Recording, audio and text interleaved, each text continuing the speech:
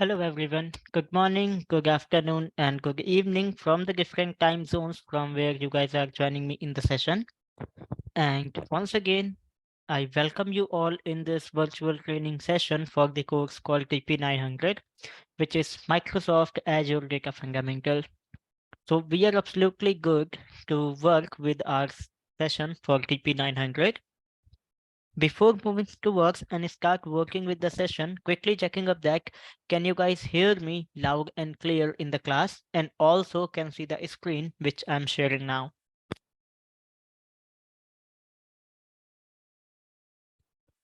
All right, thank you very much for the confirmations from your end. So now we are going to start the course that is TP900. So let's get started with the session with a quick introduction in here. So my name is Ayush Mishra, and I am working as a solution architect and Microsoft certified trainer at GTechLearn, with having 6+ years of experience in the training industry. If I'm talking about my technical exposure in here, so I have started myself as a system administrator. Then I have slowly, gradually upgraded myself towards the different Microsoft Cloud technologies. As of now, I'm working as a infrastructure side of Microsoft Azure as a primary area of my work, and I'm working towards the Microsoft Power Platform as a secondary area of my work, as well as I'm also having the experience with the Microsoft business applications like Dynamics 365, CRM, ERP. I also worked on Office 365, Exchange Server, and PowerShell itself. And being a Microsoft certified trainer, I'm also holding these certifications with me.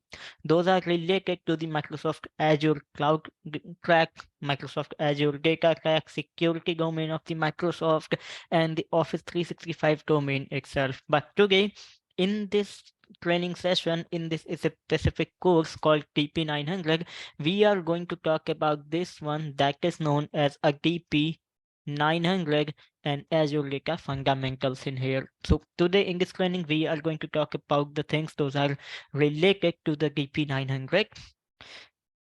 That's fine. So if I'm talking about my time in here, so the 60% of my time goes for training the customers what we are having across the globe. And the 40% of my time goes for consulting the different customers what we are having across the globe in here. So that is the little bit in terms of my technical exposure that what I am working in. So now let's go ahead with the session and just talk about the course objective in here. So as we all know that is a course called Microsoft Azure Data Fundamental.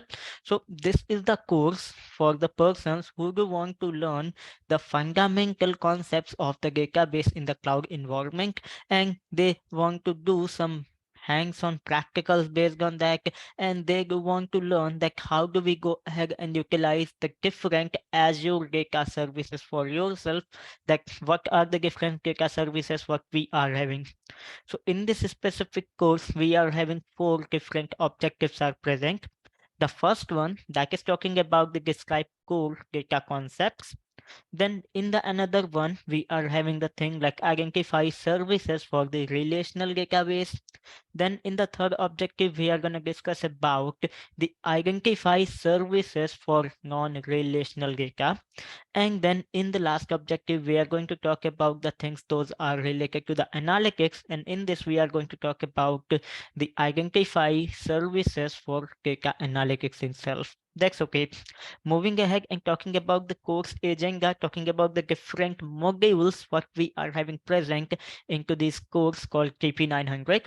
So this entire course is divided into four different modules over there. So in the very first module of this course, where we are exploring the fundamentals of the data, we are going to discuss about the core data concepts and what are the different roles and the services are there. Then in the next module that is explore fundamentals of relational data, we are going to talk about the different relational data concepts, as well as we are going to explore the different Azure services what we are having based on the relational data over there, like Azure SQL instances, SQL database, and Azure SQL over to the virtual machine itself. So we are having the multiple type of services are present, which we are going to explore in the module number 2.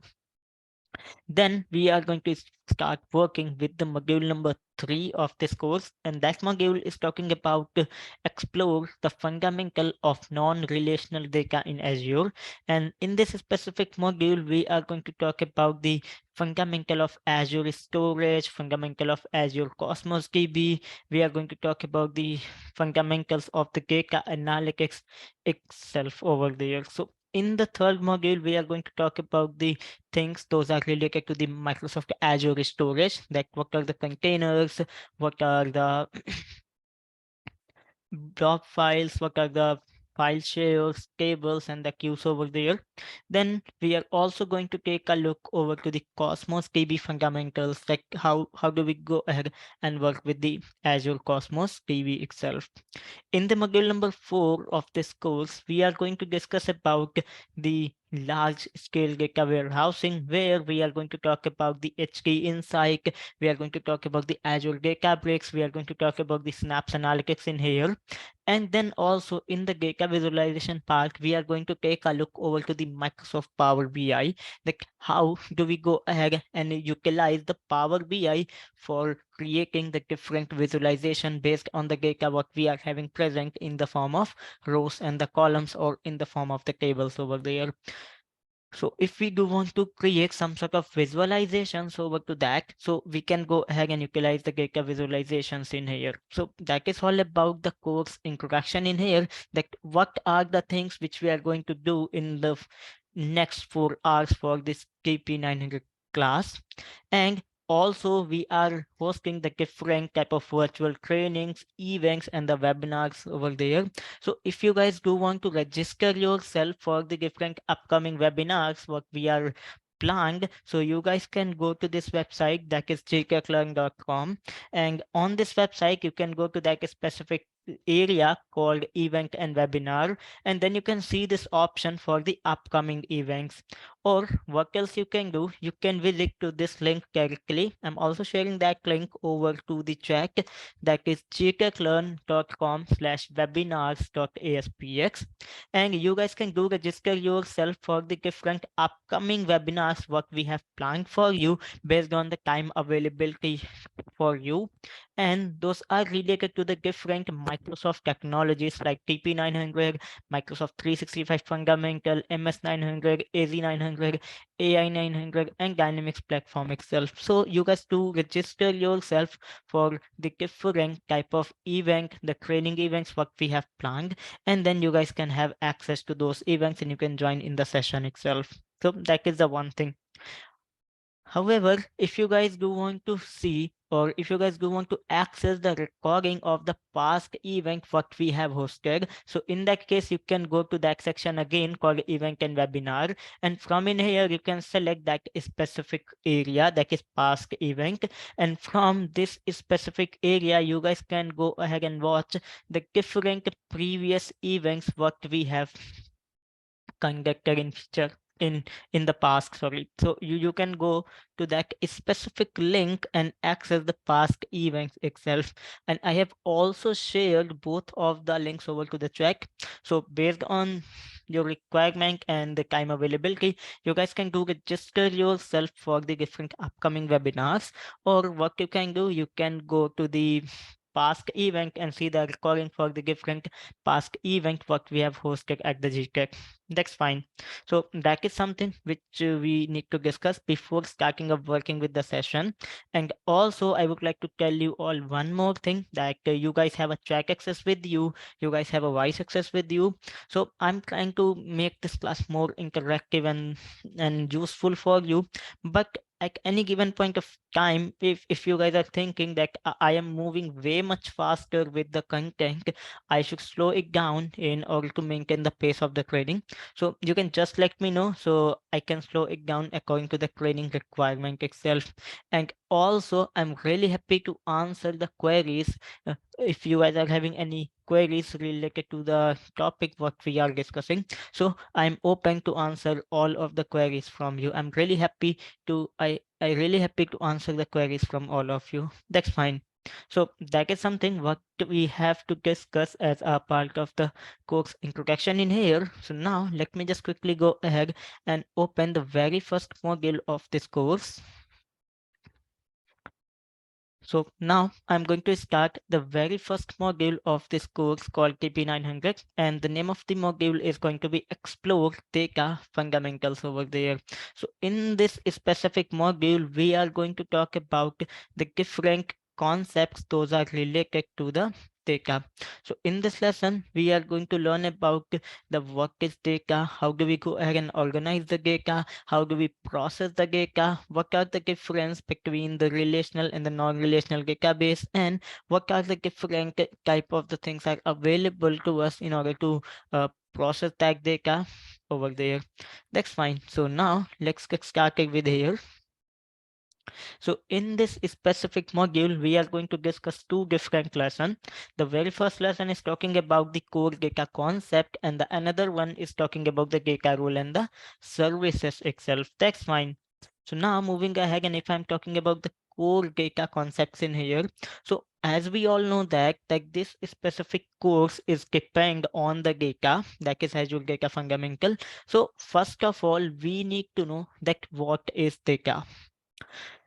If I'm talking about the data, so the data is something which we know as a collection of the different facts, such as the numbers, such as the descriptions, observation, which we are using to record the information, and the data structures in which the data is organized is represent the entities that are important to an organization over there. So for an example, we are having the customers detail available, where we are having the detail of the customers are present. We are having the product table present, where we are having the details related to the different products are there. We are also having the sales order table, where we are putting up all the sales related data present over there. So in a nutshell, what we can do that we can say, sorry, that each entity typically has one or more attribute or the characteristics are available. So for an example, in this customer table, you can see that in the customer table, we might have the customer name, we might have the customer last name, email, and the address itself. In the product table, we might have the uh, co- contact number of the customer. Then in the product table, we are having the name of the product. We can have the price of that specific product over there. So that is the thing that how we are working with the data. So if I'm talking about the types of the data, so we can classify the data into the three different type of categories over there. So the very first category what we have, that is known as a structured data. The next one is known as a semi-structured data, and the next one is going to be the unstructured data over there. That's fine. So now let's just talk about the structured data in here. So the structured data is the data that uses a fixed schema over there. So in that case, all of the data have the same fields or the properties over there. So most commonly, the schema for the structured data in case is tabular, where we are putting up the data into a tabular manner. We are having the data present in a form of the table, and that table consists the rows and the column over there. So the specific column is giving us the information of the data, and each will represent the each instance of the data entities over there based on the attribute. So for an example, here you can see in the structure option 1, we are having the two different type of tables are present. The table 1 is representing to the customers, and the table 2 is representing to the products over there. That's fine. So in the first area in the customer table, we are having the different columns are present like ID, first name, last name, email, and the address. And based on that, in the rows, we are having the specific piece of information the data is present, and we stored the data into it. Same as like that in the product table, we are having the multiple columns are there like ID, name, and price. And in all those columns, we are having these rows are present, and those rows are containing the data related to the specific column itself. So when we are storing the data into a tabular format, then each column has its own data type or the column type available. So like we are having the auto number, we are having the double, integer, text, and the different type of data types is also present. So we are using the structured data that is stored in the database, and in which we are having the multiple tables that can reference one or another by using the different key values in a relational model. So in our upcoming modules, we are going to discuss that thing into a depth as well. So that is the structured data what we are having. That's fine. Then we are having the another category of data is available, and that is known as a semi-structured data. So what is it? If I'm talking about the semi-structured data, so that is the information that has some structure, but which allows for some variation between the different entity instances. For example, while most of the customers may have the email address, some might have the multiple email address, and some might have none at all. They don't have any email addresses present. So if I'm talking about the common format for the semi-structured data, so that is going to be known as a JSON, like Java script object notation over there. So here you can see in that specific semi-structured example, we are having that JSON data present as an example, and it shows the pair of a JSON document that is representing to a customer information over there, and each customer document include the address, include the contact information, but also the fields are different depending on the customer. So as of now, here you can see if I'm going to see this example. So in this example, I'm having the first name for the customer, last name, street address, city, state, pin code. In the contact, we are having the contact available, but the email address is present. But in that specific area, we are having the different things are present, like the first name, street address, unique, but unique is not present in here. So that's how we are having the multiple or the different type of things are present. So if I'm talking about the JSON, so that is just one of many ways in which the semi-structured data can be represented. The point is here is not to provide the detailed examination of the JSON syntax over there, like what is the JSON, how do we go ahead and start writing the things, because JSON is also going to use for the for writing the different type of automation scripts over there. So we are not going to discuss about JSON in depth. However, we are going to discuss that how do we store the data by using the JSON. So in the JSON here, you can see like we are having the key value pair are available, and for the specific key, we are having the specific value present inside the JSON itself. That's okay. Then we are having the third type of category available for the data. So in that specific area, we are having the unstructured data. So in that case, we can say that not all data is structured, or even if semi-structured. Just for an example, if we are having some documents with us, if we are having some images with us, if we are having some audio with us, video data with us, so that type of binary files might not have a specific structure over there. So this kind of data is referred to as a unstructured data. That's fine. Now, moving ahead and talking about the next slide in here, that is says that how the data is stored. So in our previous slide, we talked about that what the data is, what are the different categories of the data what we are having, like structured, semi-structured, and unstructured. In this slide, we are going to talk about the data storage, like how do we store the data. So if I'm talking about the organizations in here, so organizations typically store the data into the structure, in the semi structure and the unstructured format, in order to record the different details for their customers, for their employees over there, and for their clients itself, with along with the specific event. Like if I'm having any organization that is dealing with the sales process over there, so they are recording the sales transaction, and also they are also having some other information available in form of the document, where we have some documents are available, we have some images, and also we are having the other formats are available. So the data is stored. Whenever we are storing the data, we can also retrieve that data for the analysis and the reporting purposes as well. So what are the two different broad category where we can store our data, where we can use our data? So the first one, that is going to be known as a file, where we are having the files are present. Then we are having the databases options are present. That's okay. So now let's just talk about that how data is stored over there. So the ability to store the data in form of file is a core element of any computing system, and we can use the files to store into a local system, like we are storing the files into the hard disk of our personal computer. We can store the file into the removable media. We can store the file into the different kind of shared storage systems over there. We can also use the central storage location that are hosted into the cloud in order to store the different type of files over there.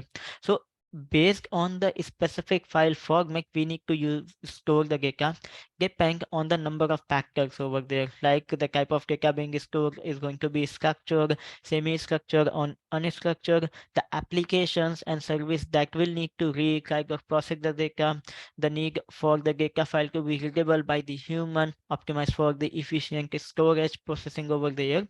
So what are the different common file formats what we are having? So here in this specific slide, you can see that we are having the delimited text file. We have a JavaScript object notation JSON file. We are having the extensible markup language XML file, blob files, and the different optimized formats are there. So what is the delimited file? So data is often stored in a plain text format with the specific field, delimiter, and row terminators over there. So now here you can see that if I'm talking about this example in here, so in the delimited text storage, where we are storing the files into .cs with the .csv extension. So here we are having the first column, that is first name, then the comma is used, then we have used the last name, then comma is used as a delimited text, and then we have an email. And based on that, we are having the detail are present. The first name is going to be the Joe Jones, and this is going to be the email. Same as like that, we are having the another row present with the another first name, last name, and the email. So that is the way how we are going to use the specific delimited text file. So the most common format for the delimited data is comma separated value .csv file, where the fields are separated by the comma and the rows are terminated by the carrier return to the new line. So we are having the multiple options are present over there. So we are using the comma in the delimited text. If you guys go on to use any other type of special character in order to use that one as a delimited, so you can use that, but the most common used format is going to be the CSV format what we are using. That's okay. Then we are having a second type of file type available where we are storing the data. That is a JSON format over there. And we can use that format in which a hierarchical document schema is used in order to define the different data objects that have multiple attributes, and each attribute might be an object or a collection set of object over there. So in this example, you can see that this JSON content is having the information related to the customer, and each customer is having the three different attribute, like the first name, like the phone number, and also here we are having the multiple type of things are present. So here it is only showing the first name and the last name. If I'm moving back one slide in here, so let me go back to uh, the slide one, and in this specific slide, just give me a quick moment.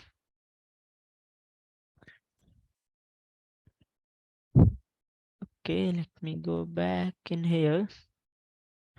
Okay, so here you can see that in that specific area we are having the multiple type of data collections are present based on the thing.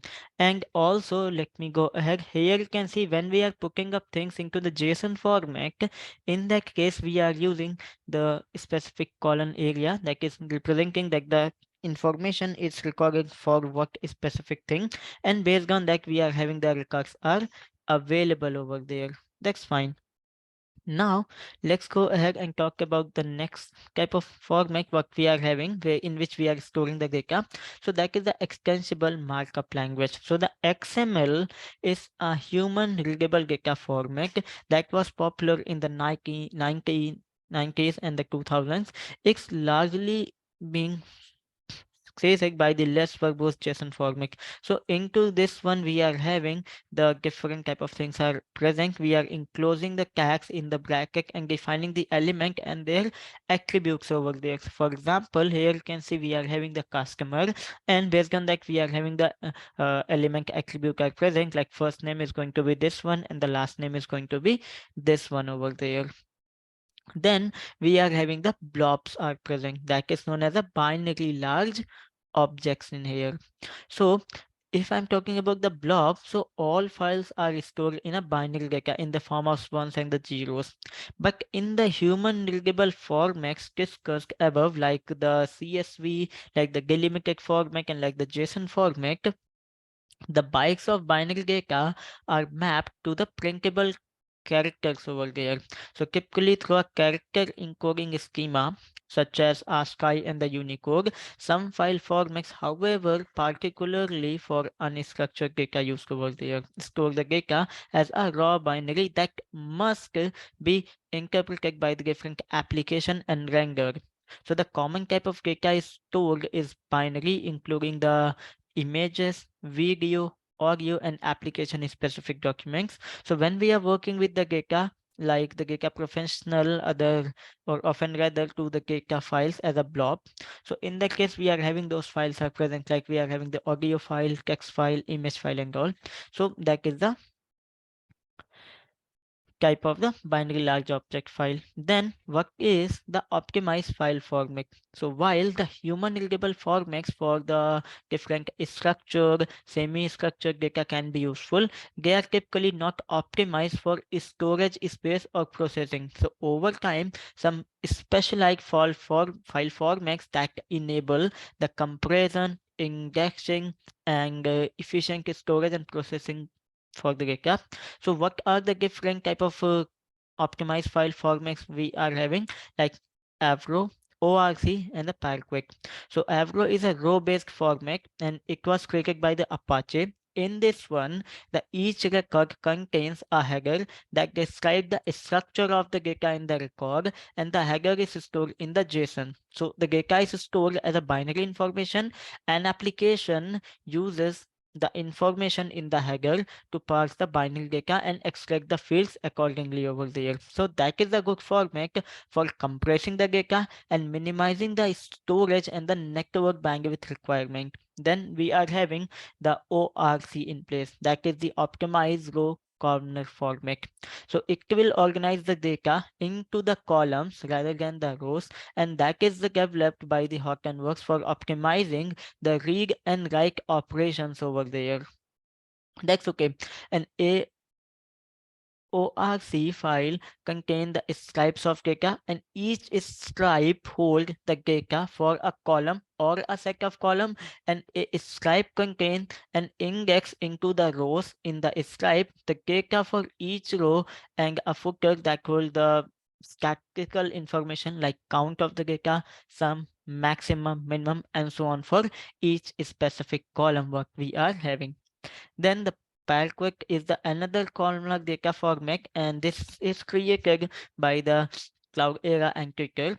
And a Packwick file contains the row groups over there, and data for each column is stored together in the same group. And each same group contain one or more chunks of data. So a Packwick file include the metadata that describe the set of rows found in the each specific chunks over there.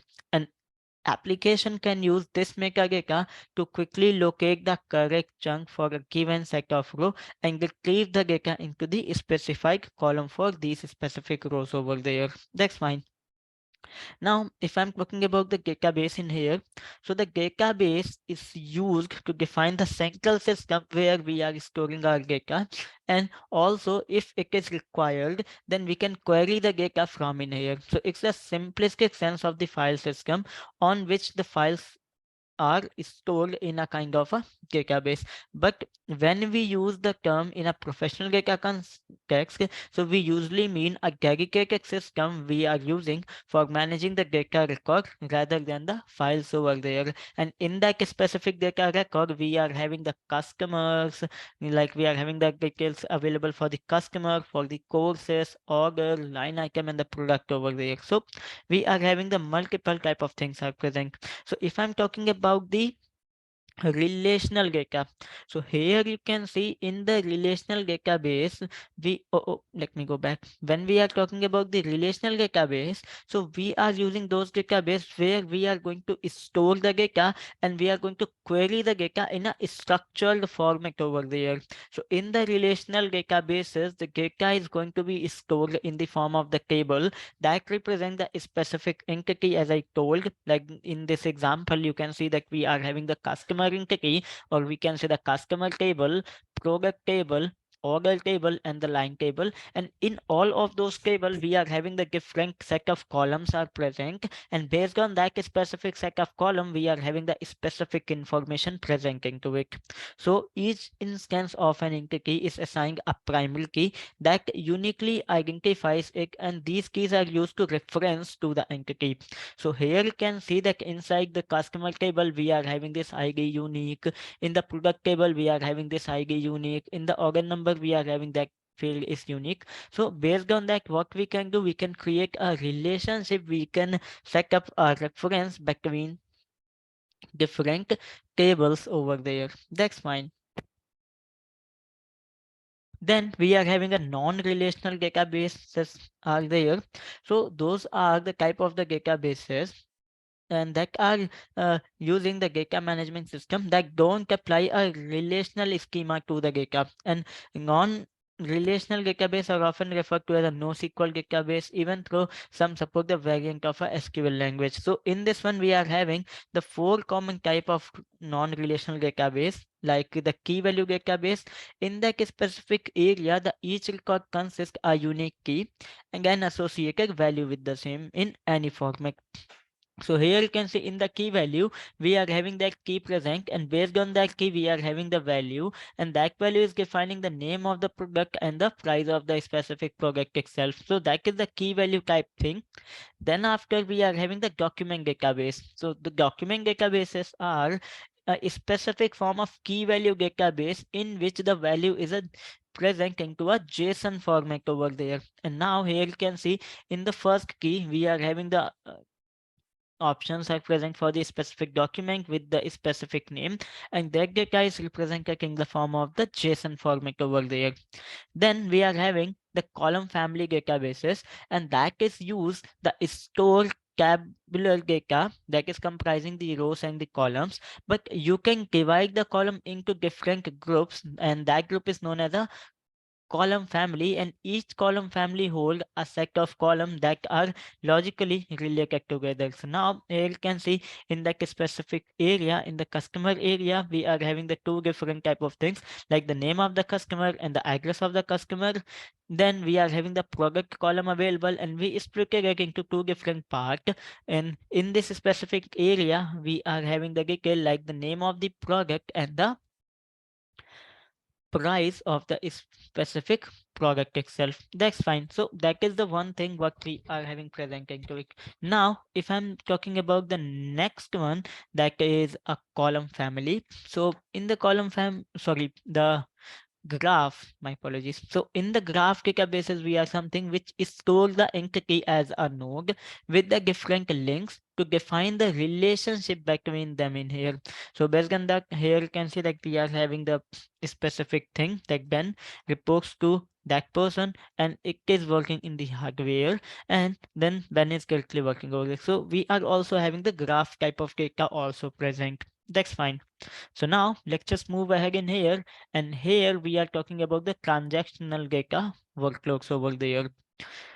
So if I'm talking about this one, so a transactional data processing system is what most people consider the primary function of a business computing. So a transactional system records the transactions that encapsulate the specific event that the organization want to track. And the transaction could be financial, such as a movement of money between the accounts in a banking system, or it might be a part of a retail system for tracking the different payment, for tracking the goods and the service from the customers. So think of a transaction as a small discrete unit of work. So the transactional systems are often the high volume sometime and handling the many million transactions in a single day. So the data being processed has to be accessible very quickly over there.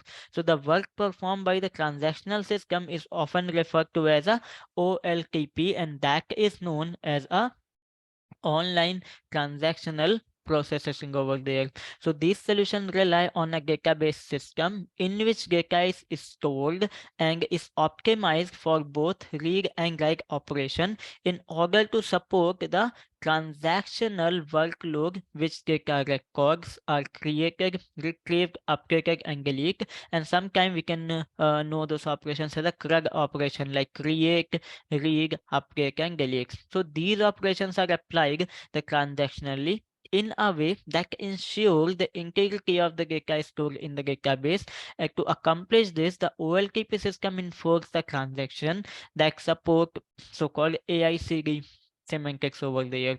So if I'm talking about the AICD, so here you can see the automaticity, consistency, isolation, and the durability over there. So in that specific thing, the each transaction is treated as a single unit of work which succeeds completely or fails completely. So just for an example, if we are doing one transaction that is involving the debiting the funds from one account and crediting the same amount to the different another account, so that must be complete the both action. If action can't be completed, then other than the action must fail. So sometimes it happens like when we are transferring the money from our account to another account. So in that case, what happened? The account amount is debited from our account, but is not going to be the credited on the another end. So in that case, the transaction is going to be the failed one. Then we are having the consistency. So in the consistency, we are having the transaction that can only take the data in the database from one valid state to another. It means it is giving the thing like when the data completed, and when we are talking about the debit and credit example, so in that specific area, the completed state of transaction must reflect the transfer of fund from one account to another account. So that is something which is known as a consistency over there. Then the isolation comes up in here. So that is a concurrent transaction that cannot be interfered with one another and must result in the consistent database state. So for example, while the transaction to transfer fund from one account to another is in process, the another transaction that checks the balance of these accounts must return the consistent statement. So if the balance checking transaction cannot retrieve the value for the amount that reflect the balance before the transfer, and a value for the other account that reflects the balance after the transfer over there. So that is the isolation thing over there. Then if I'm talking about the durability, so when transaction has been committed, it will remain committed after the account transfer transaction is completed. The revised account balance are persisted, so that even if the database system were to be switched off, the committed transaction would be reflected when it is switched on again. So OLTP systems are typically used to support the live application that processes the business data, and it's also often referred to as a line of business applications over there. That's fine. Now moving ahead and talking about the analytical data workload.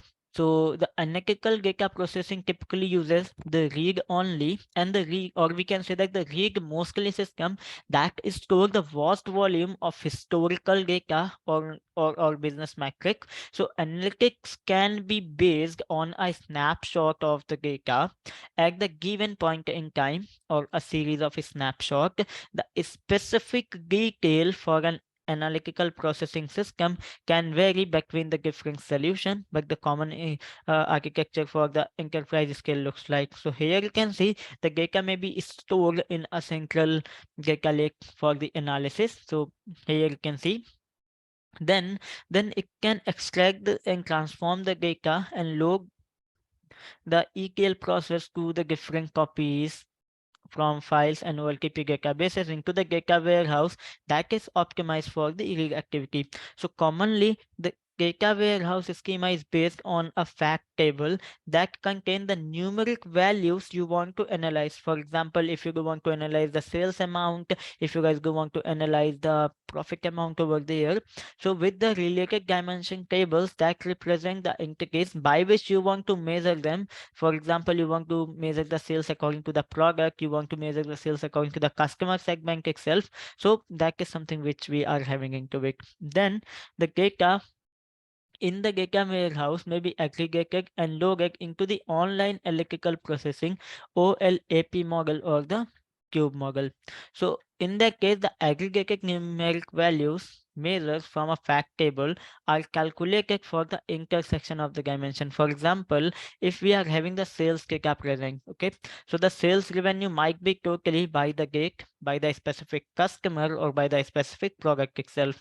Then the data in the data lake, data warehouse and electrical model can be queried to produce a different type of dashboard and the report. So if you guys do want to create a different type of dashboard, a different type of report based on the data, whatever the data you have ingested for the analytical purposes. So by using that data, you can also create that type of reporting things over there as well. That's fine.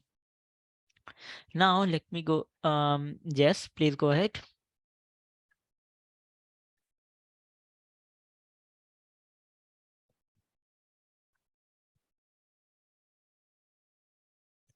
Okay, so what is the data lake? We are also going to talk about the data lake in our upcoming modules, but as of now, we can say that the data lake is a type of system, or we can say that is known as a repository where we are storing the data in as its raw format, and basically we are storing the different blob files over there, right? So that is the data lake.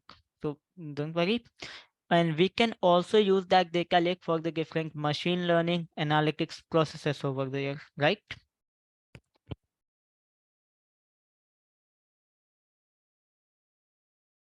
All right, thank you for the confirmation in here. So now let's move ahead with the next lesson. But before moving ahead with the lesson number 2, please let me know everyone if you are having any question related to the same.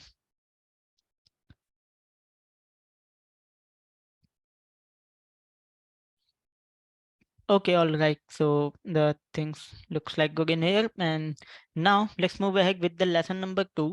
In this specific lesson, we are going to talk about the different roles what we are having and the services what we are having. So first of all, if I am talking about the data professional roles, so in that specific area, we are going to talk about the different type of roles what we are having based on the data. So there are three key job roles that deal with the data in the most organizations. Like we are having the data administrator, we are having the data engineer, and we are having the data analyst over there.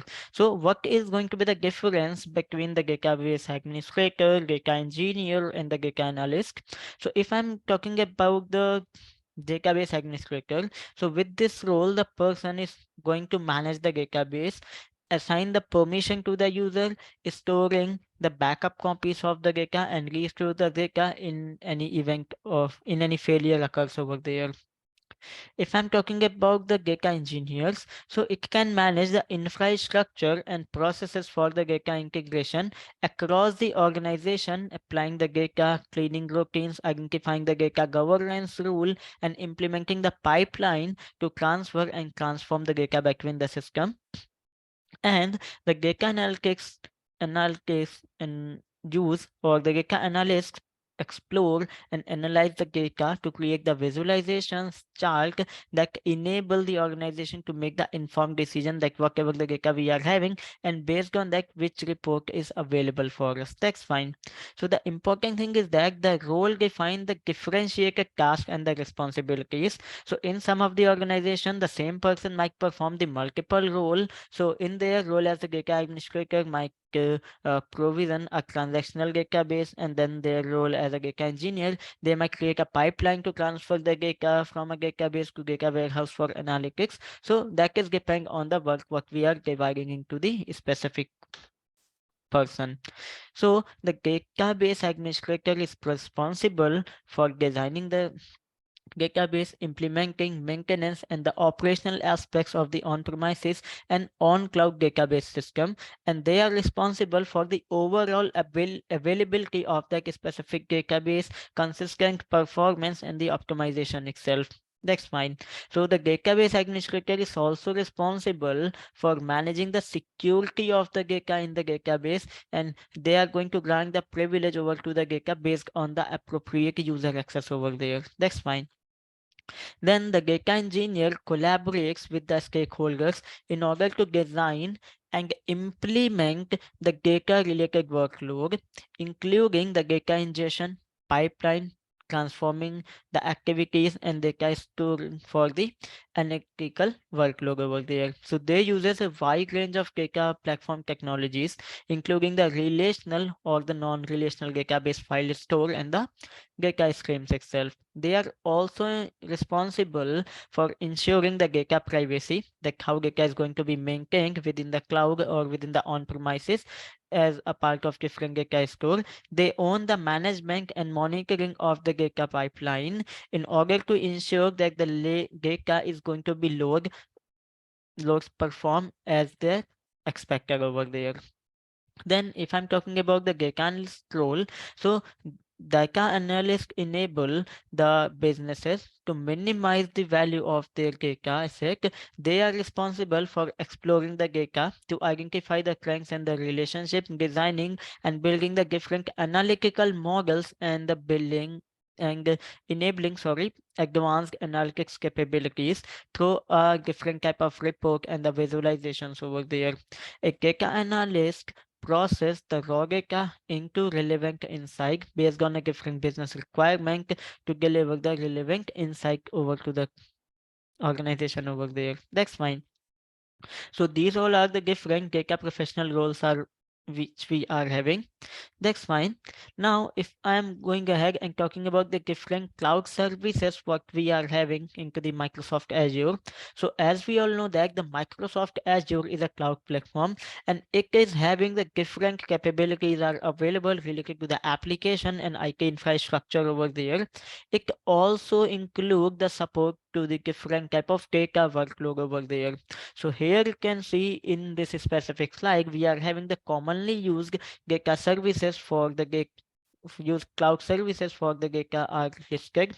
So important thing is that in this one we are going to discuss and we are going to cover the common use data services over there, but in the storage and in the data option we are having the multiple services are present. So first of all, if I'm talking about the different type of data store, so it is having the Azure SQL, Azure Database for open source, Azure Cosmos DB, Azure Files, Azure Storage, Azure Data Factory, Azure Snap Analytics, Azure Databricks, HK Insight, Stream Analytics, Data Explorer, Microsoft Purview, Microsoft Power BI. So this list is going to be used for storing the data. And if we do want to run the analytics and the engineering over to data, then for the same we are having those different tools are there into this one.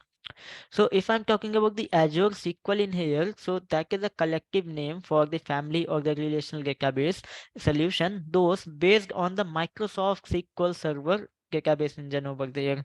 So in this one, we are having the different type of SQL services are present. Like we are having the Azure SQL database, that is a fully platform as a service database hosted in a Microsoft Azure. So if we are using the Microsoft SQL database,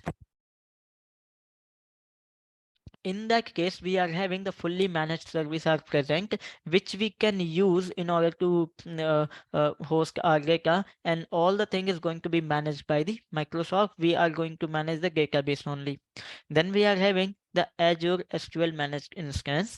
So that is a hosted instance of a SQL server with the automated maintenance, and which allow the more flexible configuration than the Azure SQL database, but with more administrative responsibility for the owner.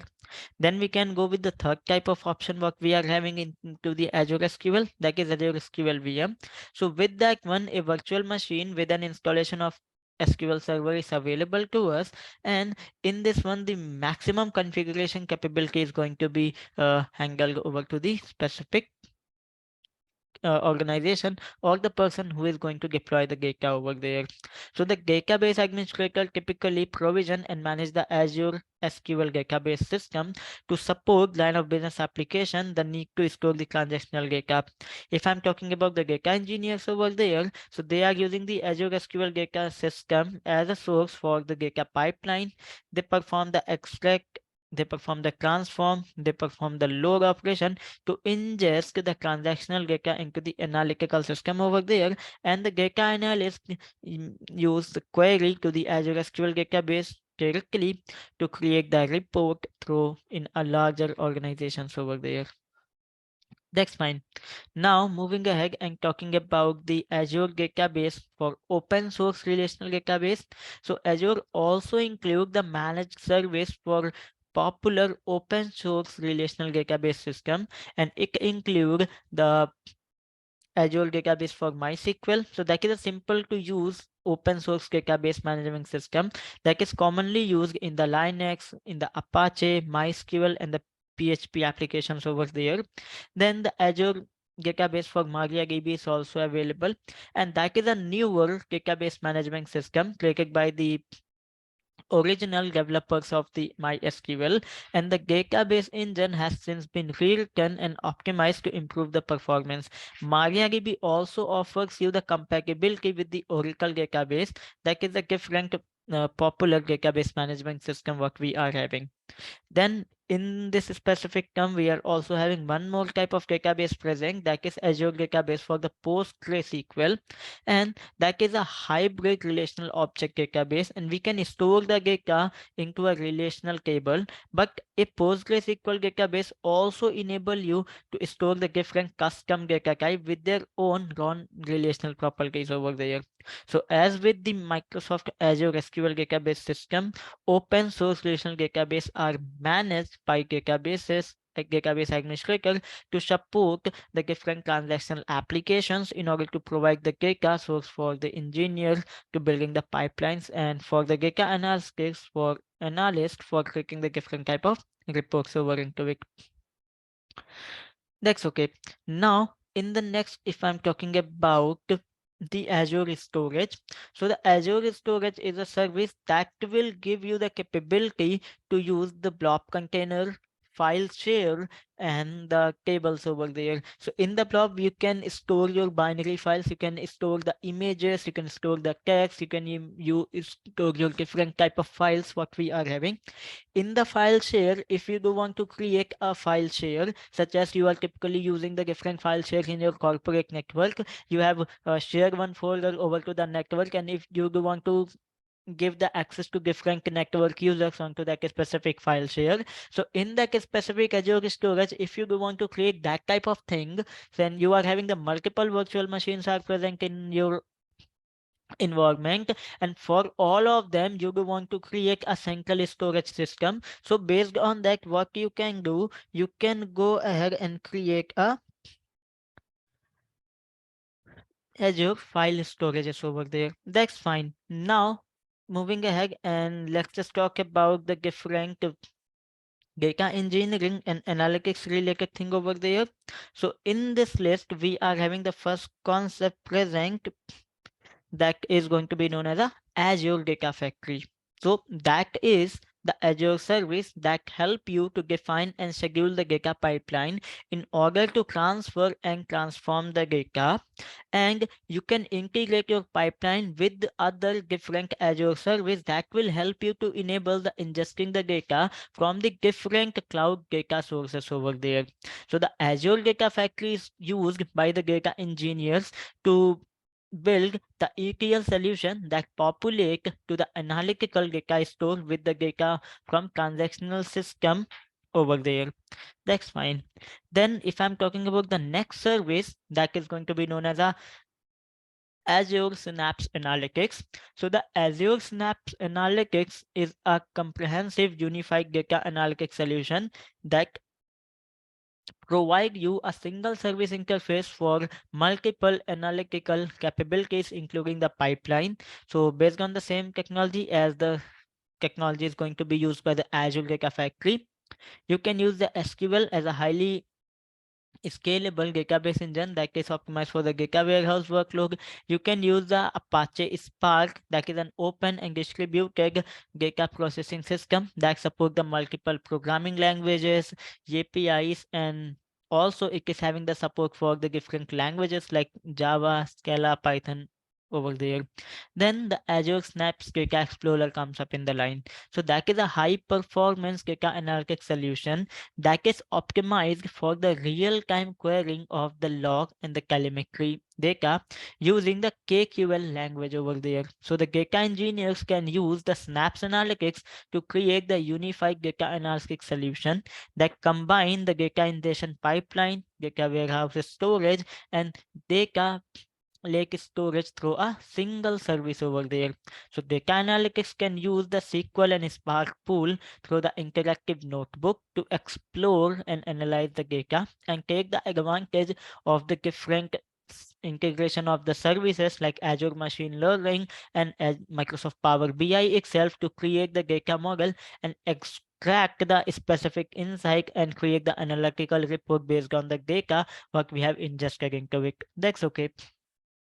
Then we are having the another service that is Azure Databricks. So the Azure Databricks is a managed Azure integrated version for the popular Databricks platform that combine the Azure Spark data processing platform with the SQL database semantics and an integrated management interface to enable large scale data analytics. So if you guys do want to go with the large scale data analysis over there, so for the same we can use the Azure Databricks over there, and the data analyst can use the native notebook support what we are having into the Azure Databricks to query and visualize the data in an easy to use web-based interface over there.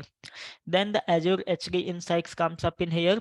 So the Azure HD Insight is an Azure service which we can use, and also it provides us the Azure hosted cluster for the popular Apache open source big data processing technology like Apache Spark, Apache Hadoop, Apache HBase, Apache Kafka, and Scrum over there. So we are having the multiple type of data processing technologies are present, and HD Insight by Azure is going to be support all of those things over there. That's okay.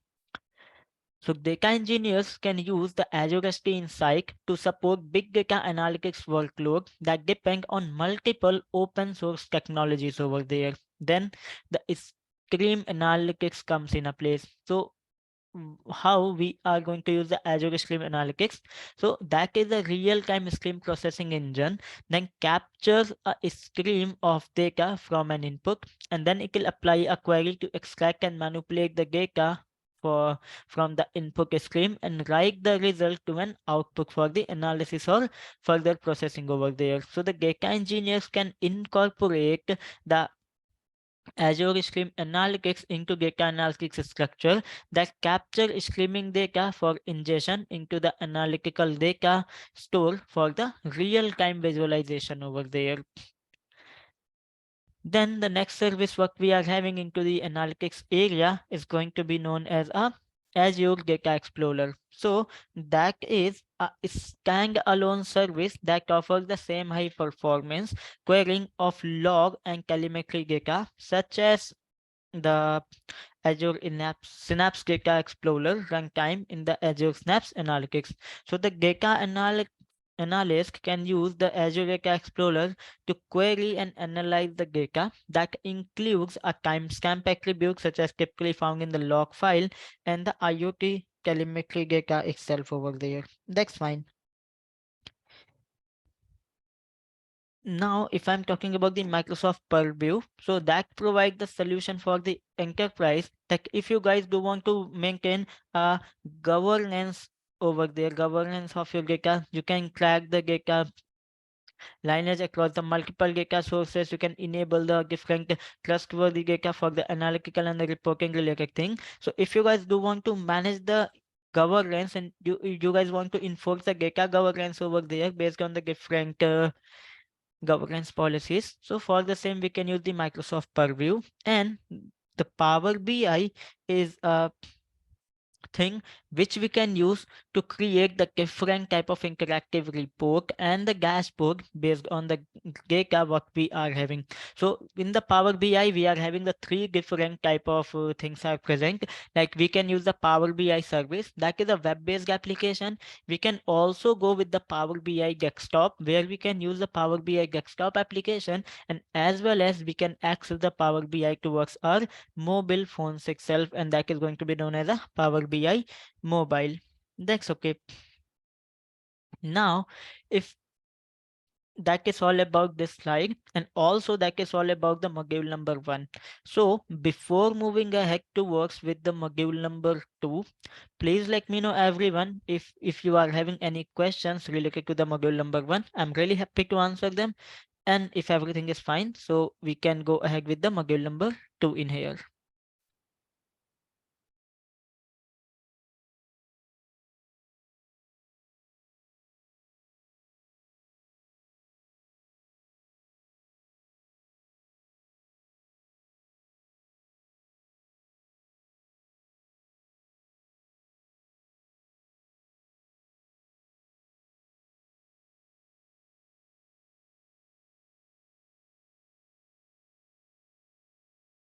Okay, all right, everyone. Thank you very much for the quick confirmations from your end. So now I'm going to open up the module number 2 in here. Just give me a quick moment. Let me close this.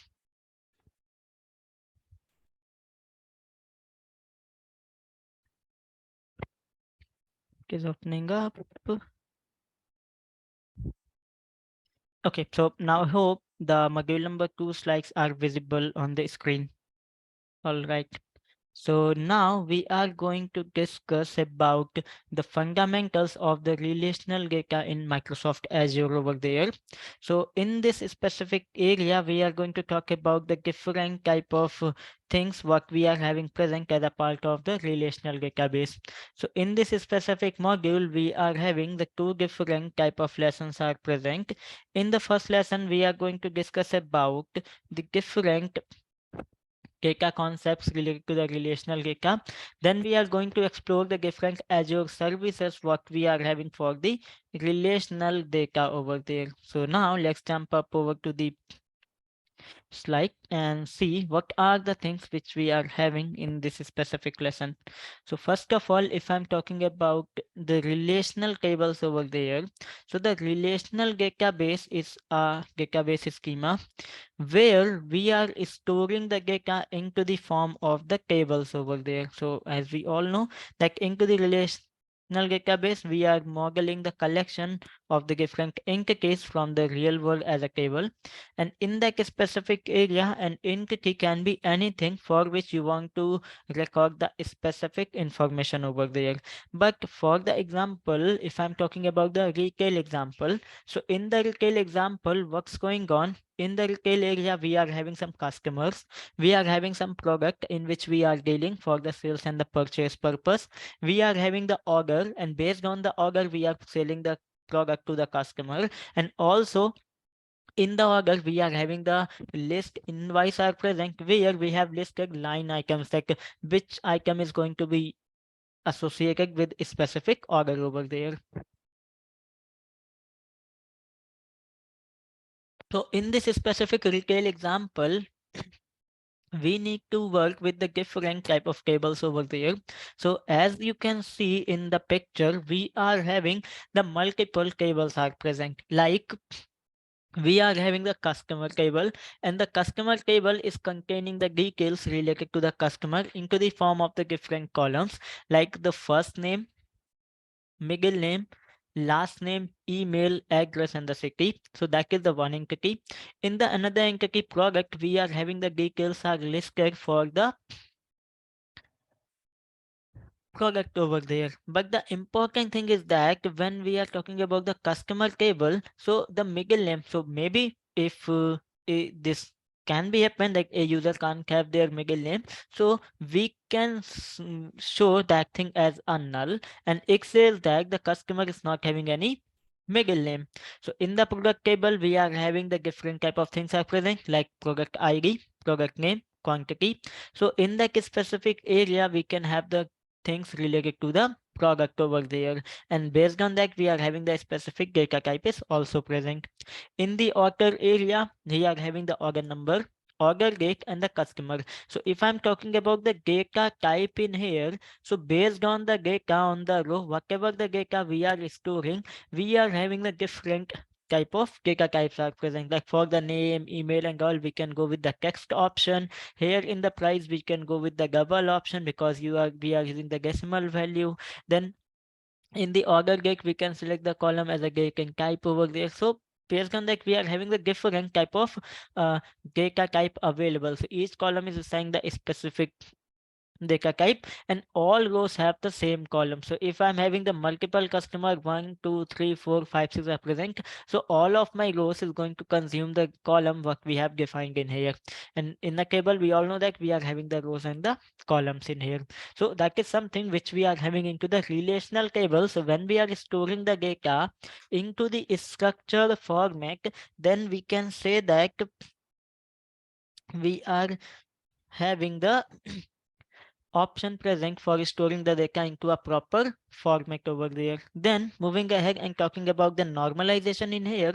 So that is a term that is going to be used by the database professional for a schema design process that minimizes the data duplication and enforce the data integrity over there. So what does it mean? So we are having there are many complex rules that define the data process for refactoring the data into the various level or form of a normalization. So in a simple definition, we can say the practical purpose is that separate each entity into its own table, or we can separate each discrete attribute into its own column.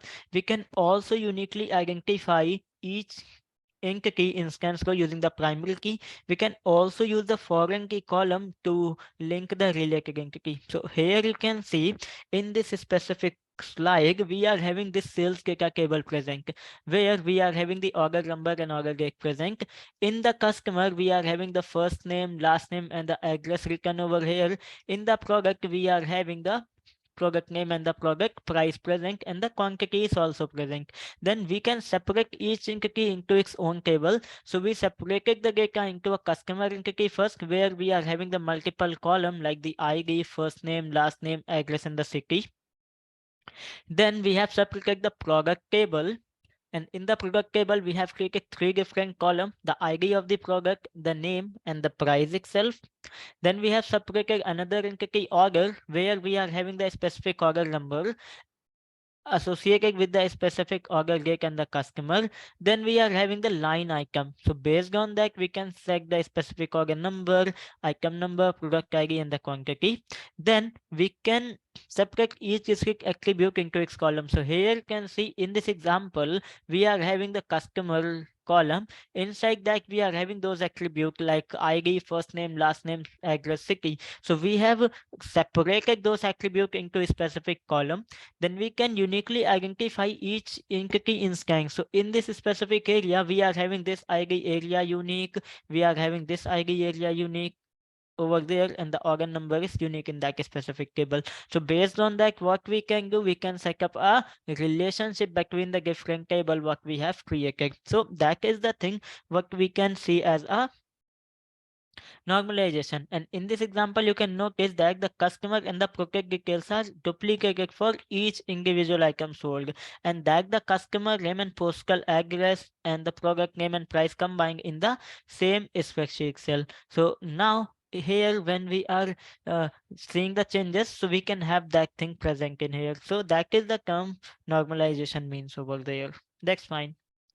Now moving ahead and talking about the SQL. So SQL stands for the structured query language, and that is the language which we are using to communicate with the relational database, and it's the standard language for the relational database management system. So the SQL statements are used to perform the tasks such as update the data in the database. It is going to use for retrieve the data from the database, and also it is going to be used for some of the database management operations itself, and it include the Microsoft SQL Server, it include the MySQL, PostgreSQL, MariaDB, and Oracle. The important thing is that the SQL was originally standardized by an American National Standard Institute in 1986 and by the International Organization for Standard ISO in the 1987. Since then, the standard has been extended several times as relational database vendors have added new features to their system. Additionally, the most database vendors include their own proprietary extension that are not the part of the standard, so which has resulted in the variety of the SQL over there. So we can use the different statement in the SQL like select, insert, update, delete, create, drop to accomplish the different type of tasks which do we want to perform over there. That's okay. So in that case, if I'm talking about in here the different type of SQL statement type, so we are grouped those things into the three different groups over there, like DDL, that is going to be known as a data definition language. The next one, that is TCL, data control language, and the next one, data manipulation language, DML. So we can use the DDL statement when do we want to create, modify, and remove the table and other object in the database. Okay, so in that one, if I'm talking about the most common DDL statement, so we can use the create, we can use the alter, we can use the drop, we can use the rename over there. So we are using the create option in order to create a new object like in the database such as a table or a view. We can create alter in order to modify the structure of an object. For example, if we do want to add a new column into a table, we can use the drop. If we do want to remove any object from the database, we can use the rename if we do want to rename any existing object over there. The important thing is that the drop statement is very powerful. So when you drop table, all the rows in that specific table are lost. Unless you have backup, you won't be able to retrieve this data over there.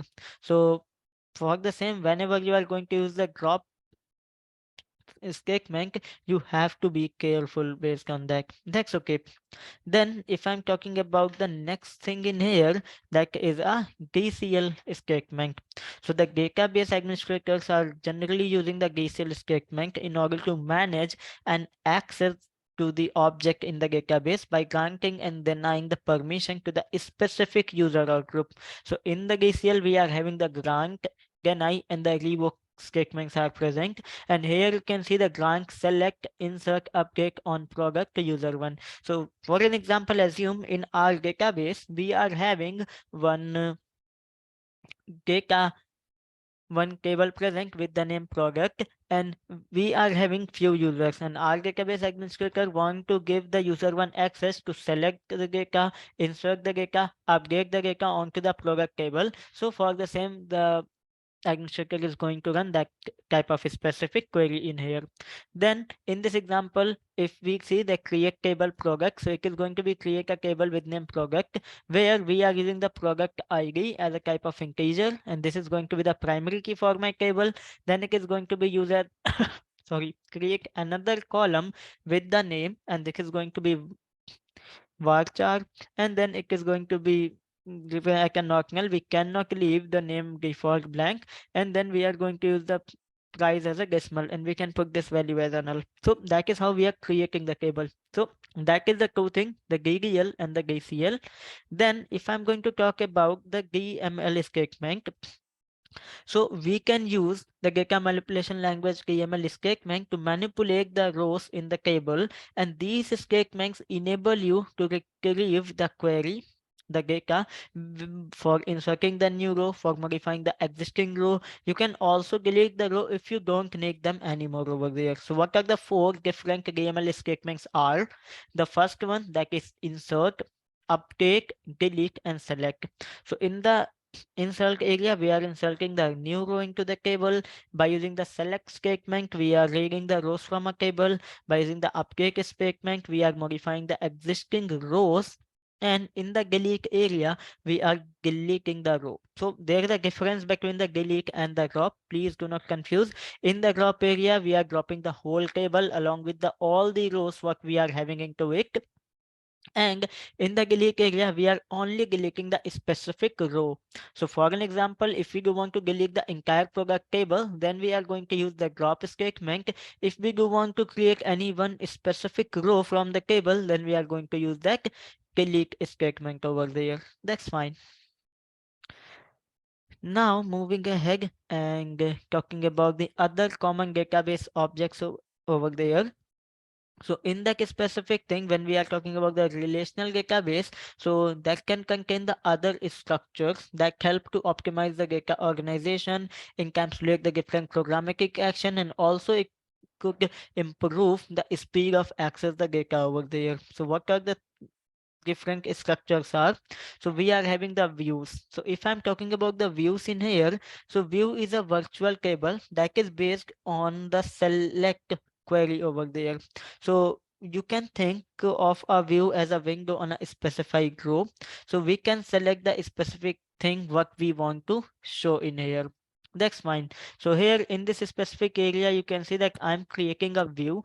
Like create a view, and I do want to select order number, order date from the order table, and address and city from the another table. And then we are joining the both of the thing as a new table. So here you can see from the customer table, we are getting the thing like the customer address and the city, and from the order table we are having the order and the data. So based on that, we can create the different type of views for us. That's fine. Now moving ahead and talking about the store procedure, so that define the SQL statement that can be run on command. So the store procedure are used to encapsulate the programmatic logic in a database for actions that application need to perform when working with the data. So we can define the store procedure with the parameter to create a flexible solution for the common action that might need to be applied to the data based on the specific key or based on the specific criteria over there. So for example, if I'm talking about this example in here, so here you can see it is creating a thing, the create procedure that is for rename the product ID and new, and as update the product with the new product name and the new product ID. So in that specific one, it is renaming the product with this specific name runs to the spanner over there. So based on that, we can use the different type of store procedures over there. Then the indexes comes up in the line. So the index is something that will help you to search for the data into a specific table, and index is used to give you the data in a faster manner over there. So now here you can see in that specific query, we have created a code to create an index of the name column in the product table that we have set it up that create index idx product name on product name over there. So in this one, the index create a tree based structure that the database system query optimizer can use to quickly find the rows in the project based on the specified name. So it is going to be group all the things into the form of the A to L and M to Z over there. So that's how we can use and work with the indexes over there. So these all are the different database objects what we are having into that specific area. And also that is all about the lesson number 1, where we talked about the relational table, we talked about the normalization, we talked about the SQL language, we talked about the common database object like view, scope, procedure, and the indexes. Before moving towards with the lesson number 2, please let me know everyone if you have any type of pending query available with you.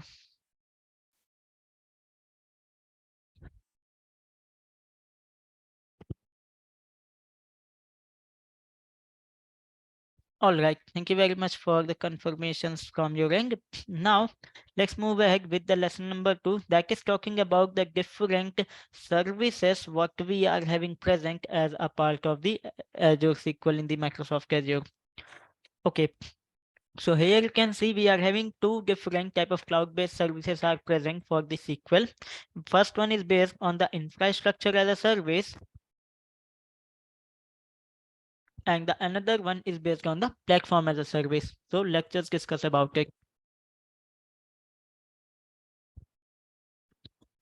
In the first one, if here we are talking about the Azure server on Azure VMs, SQL server on the Azure VM, in that specific area, a virtual machine which is running with an installation of the Azure SQL server is provisioned, and the use of VM makes this option an infrastructure as a service solution, and this use the virtualized hardware infrastructure for the compute, storage, and the networking.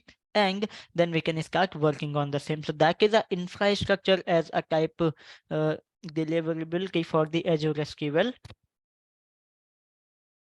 Then we are having the Azure SQL managed instance over there. So in that specific area, if we are talking about this one, so that is a platform as a service, and that provide you the 100% capability with your on-premises SQL Server instance over there without having the worry about the underlying hardware, infrastructure, operating system. And also the Azure SQL managed instance service include the automated software update, management, backup, and other maintaining tasks. And it will reduce the administrative burden of supporting the database server instance over there. Then we have a Azure SQL database is present.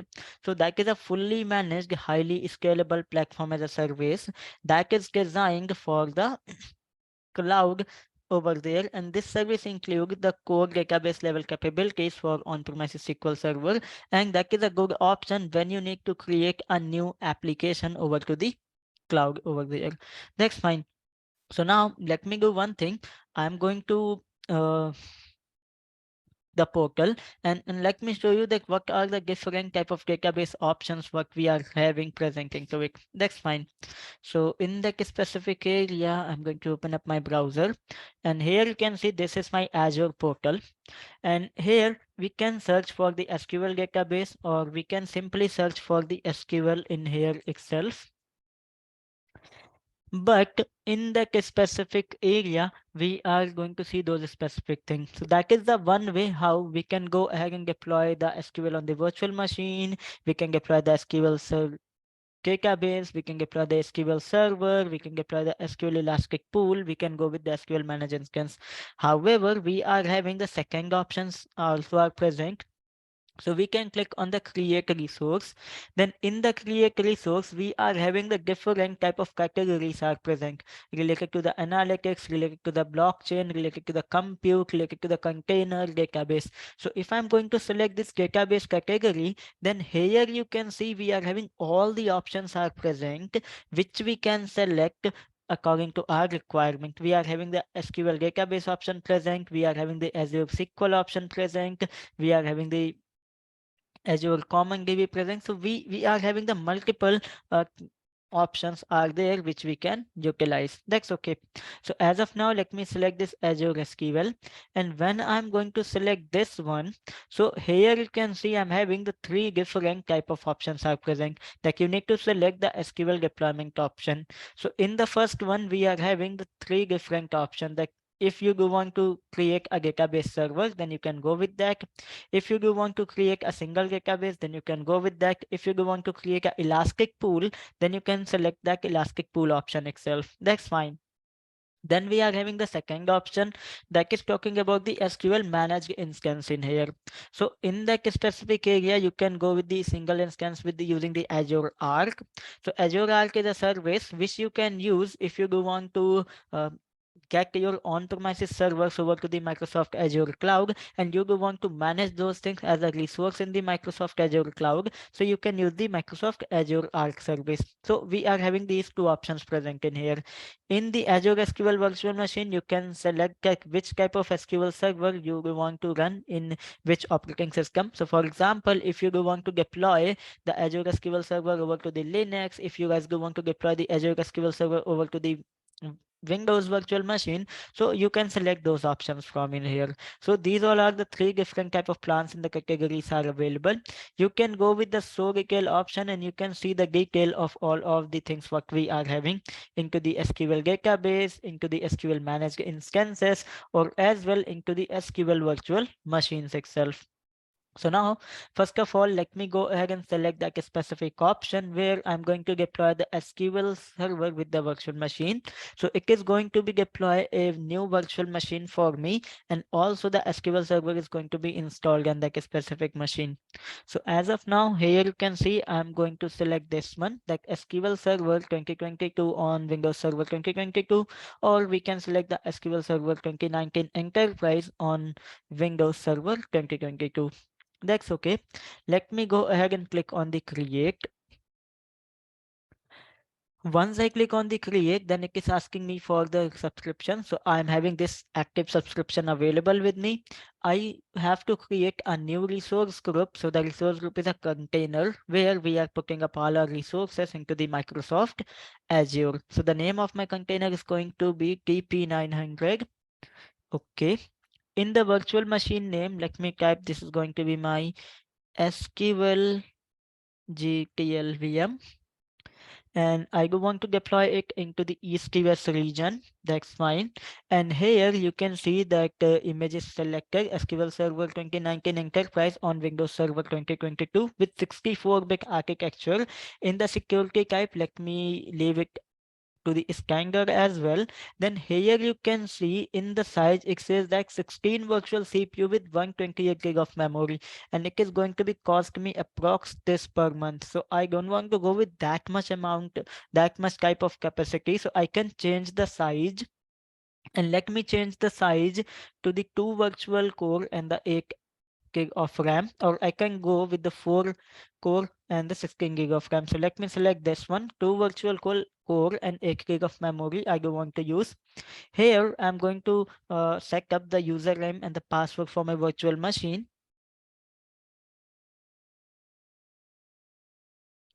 Let me confirm the password. Then in the public inbound port, I do want to allow the HTTP access itself. Let me go with the disk. In the disk, I don't want to make any changes. In the networking area, okay, I'm leaving all the things as it is. In the management area, in the monitoring area, I have leaving all the things as a case in here.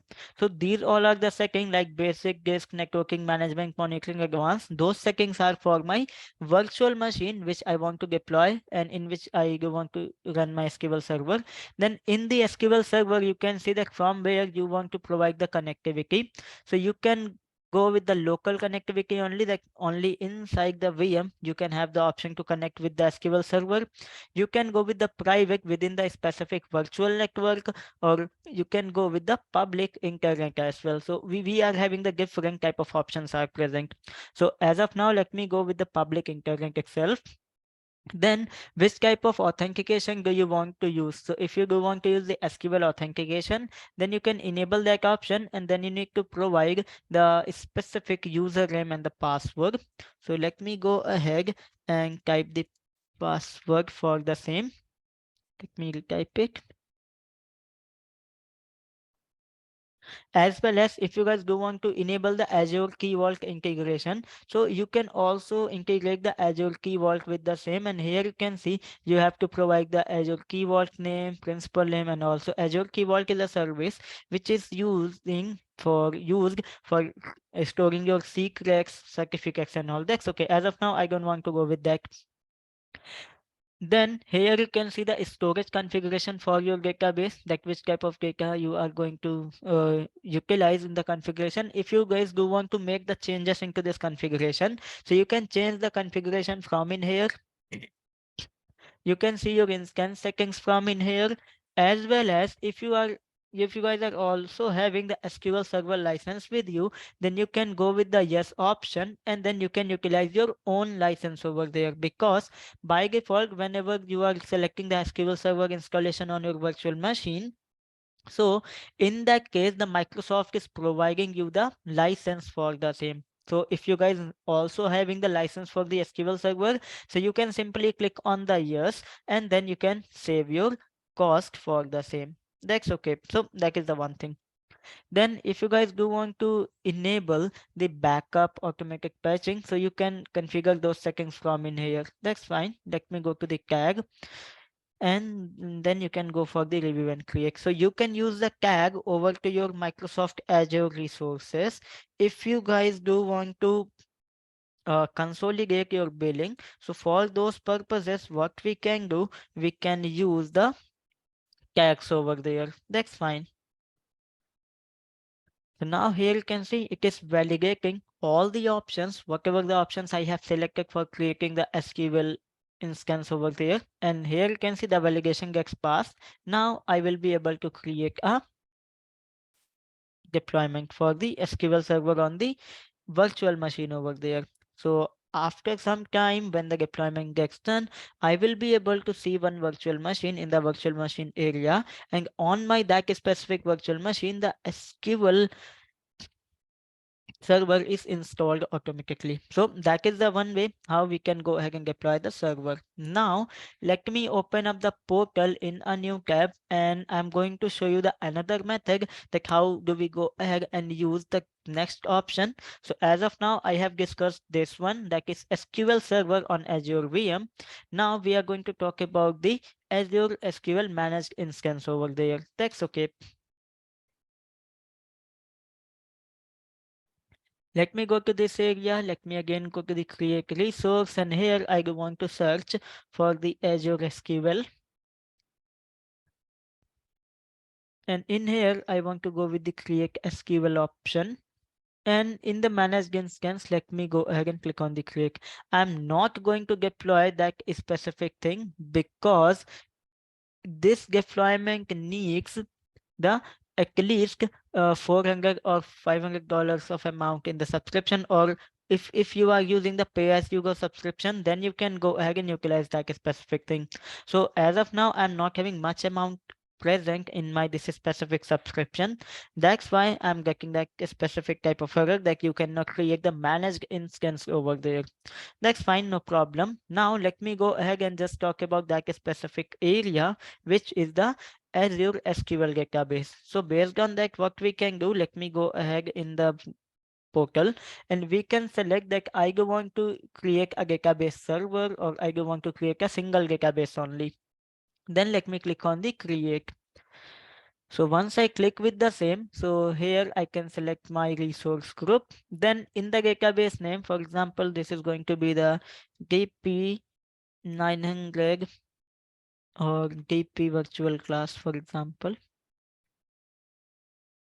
Gen. And here it is talking about server. So here I don't have any database server present. So if I do want to create a new server, then I can click on the create new, and here I need to create a server in which we want to host our this specific database what we are creating, that is DP class Jan.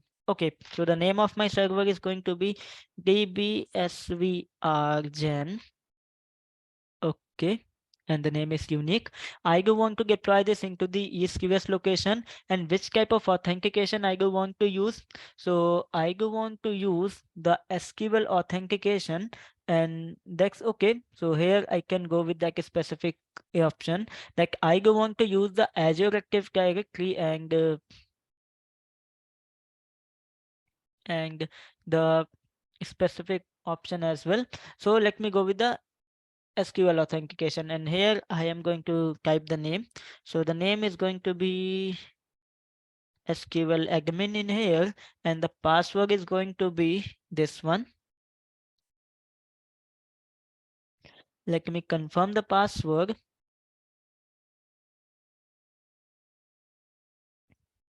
Then let me click on the OK. So this is the server setting.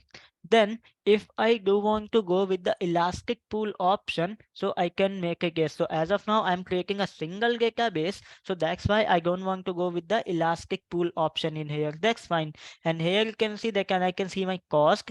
Then you can select the workload environment. So if you guys do want to go with the development, then you can select the development or you can select the production as well. So let me go to the specific area, and from in here we can go ahead and change the compute and the storage. So as of now I am having the 2 virtual core and the 32 gig of storage present into my this specific database. That's fine. Then how do you want to go with the backup options? So you want to create it as a geo redundant. If you go want to go with the geo redundant, zone redundant, and the LRS, so based on that you can select the different options from in here. That's okay. Let me go to the networking. In the networking area, you can set up the connectivity method. So as of now, let me go with the public endpoint access, as well as I do want to add my specific IP address with the same. And if you do want to allow the another Azure resources to access towards the database what you have creating, so you can turn on this specific option. So it is not recommended to facing your database directly over to the public endpoint, public internet, but I'm doing the things just for the demonstration process. So that's why I'm selecting that specific option in order to make easy the practical over there. That's fine. Then in the connection policy, if you are using the proxy, then you can use those options in here. Then there is a encryption options are also present. That's fine. Let me go to the security, and in the security, if you do want to enable the Microsoft Defender for SQL, then you can go with the start from now, and you are having the different type of security options are also present. That's fine. Let me go to the additional setting, and in the additional setting, how you want to use your database. So if you guys do want to use a blank database, then you can leave it as a none.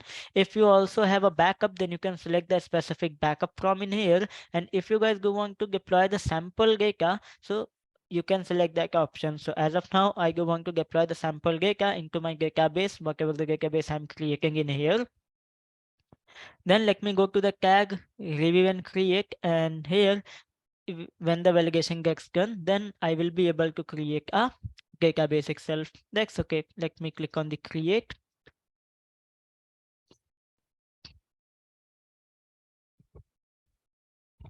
Okay. And where the complex parameter, please see the string URI. That's fine. Let me see where is the error. Everything looks good in here. In the networking, everything is fine. Security, let me again click on the review and create.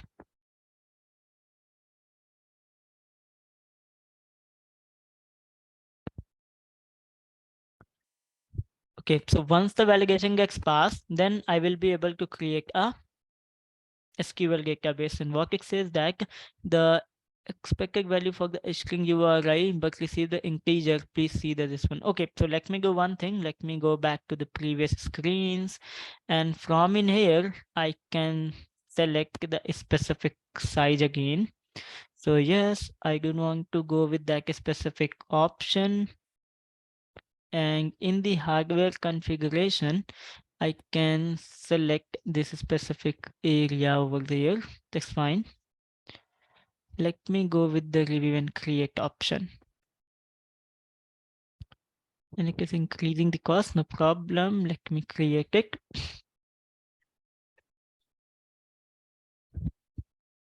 And now here you can see the deployment is in progress for me. So that is how we can create the SQL database directly. As of now, here you can see the database for the VM is created. And here you can see that in my virtual machine area, let me go to the virtual machine. You can see that I'm having this virtual machine present with me. And in my this virtual machine, I'm having three different disks are connected, and from in here we can see the disk options in here. That's fine. Now let me take the remote session of my this virtual machine. So in the overview area, let me go to the RDP, and I'm going to download the RDP file, and let me open that RDP file in here.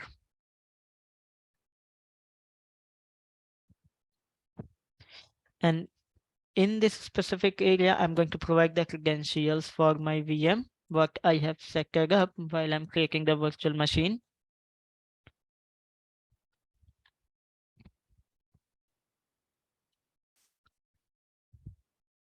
And now here you can see that I have access to my instance, as well as in the networking area, we can see that the SQL port is allowed over there. 1443 is allowed from the public internet, as I have selected that specific option. That's okay. Now here in this specific area, you can see if I go to the search area, I am having the SQL Server 2019 installed into it. And also I can search for the SSMS.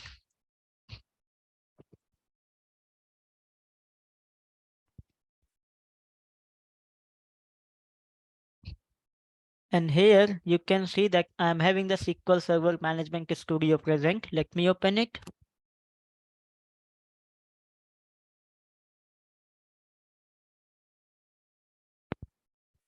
So this is the tool SQL Server Management Studio, which we are using in order to manage the databases what we are having. That's fine.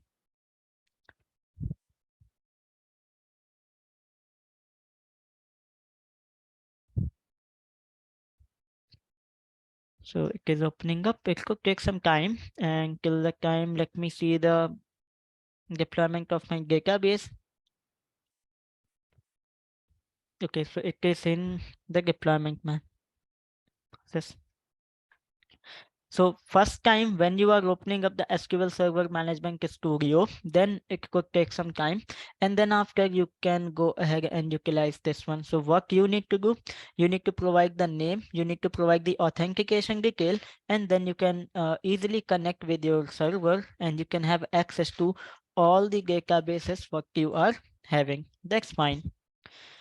So now let me do one more thing that I'm moving back to my browser, and here you can see the deployment of my database is done. And here I do want to tell you one more thing, that when we have selected that specific option that add my client IP, so what it does, so here you can see what is my IP if I'm searching this one. So this is my public IP address which I am using. So when I have selected that option add client IP, then in the firewall area you can see that it is added my client IP address over there. So if you forget to do the same thing while you are creating the database and you cannot have access to the database, then what you can do, you can go ahead to that specific overview area, and let me go back in the database, and from in here you can select that option. Let me search for the SQL database.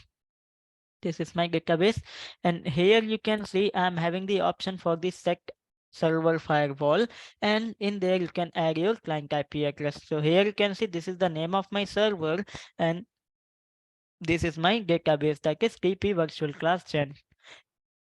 Let me go to the query editor, and here you can see it is giving me the login, and let me go with the password in here, and let me click on the OK. So this is a web-based thing from where we can go ahead and run the query over there. So here you can see in my this database, I'm having the demo data present with the product table, customer table, address table, product model. So how do we go ahead and run the query into it? So for example, if I do want to see the product table, the objects what we are having into the product table, then we can run the select. In the asterisk, we are going like the show all the things from where I do want to see the things from the product table in here. And let me run this query. And when I run this query, so here you can see the query is running and I am having all the details are present with the product table. So that is the one way how we can go ahead and run the query. Just for an example, in the product table, I do want to see the specific columns only. Then what I can do, I can run this thing that is select, and then I can go with the product ID, product ID. I don't want to see the name. I don't want to see the list price. I want to see the product category over there. Okay, let me go with the list price and I do want to see the product category ID. That's fine. And I do want to see all the things from my product table in here. And let me run this query. And now here you can see I'm getting the product ID. I'm getting the name, list price, and the product ID only. So that is how we can go ahead and show the specific columns only instead of getting all the data. Same as like that, if we guys do want to see the specific column and we do want to join the things, then how do we do that? So let me run one more query in here. And this is going to be select. Then in the select area, I don't want to use that the product ID. That's okay. Then I want to see the product name. Okay. Then in the specific customer table, I do want to see the name. And here I want to use as this one in a category. Then I do want to see the price list column. Okay, or not this one, list price, for example. List price. And I do want to see those things from my product table as P. Okay. Then let me go ahead and use the join operator in here. And I do want to join the product category as C in here. Then on, let me only type the C in here. That's okay. No, not this one.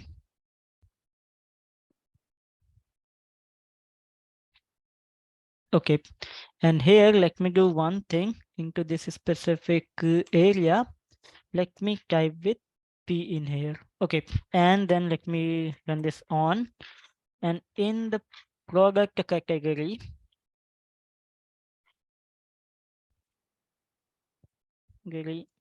ID is equal to C dot product category ID.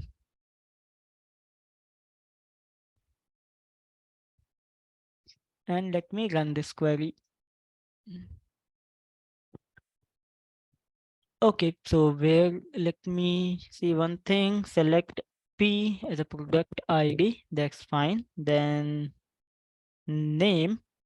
Okay, here I want to make one change in here in the product ID. And then let me go with the name in here. Let me make this change in the query. And here I do want to use this as a product name. That's fine. The name is okay.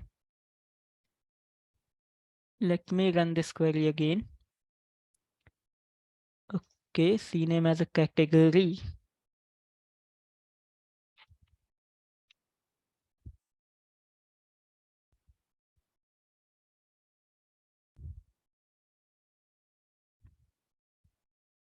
Okay, so maybe this is giving me some error, and let me do one more thing. Let me add this comma in here. No, not this area. Let me do this in here. Now, let me run this query again.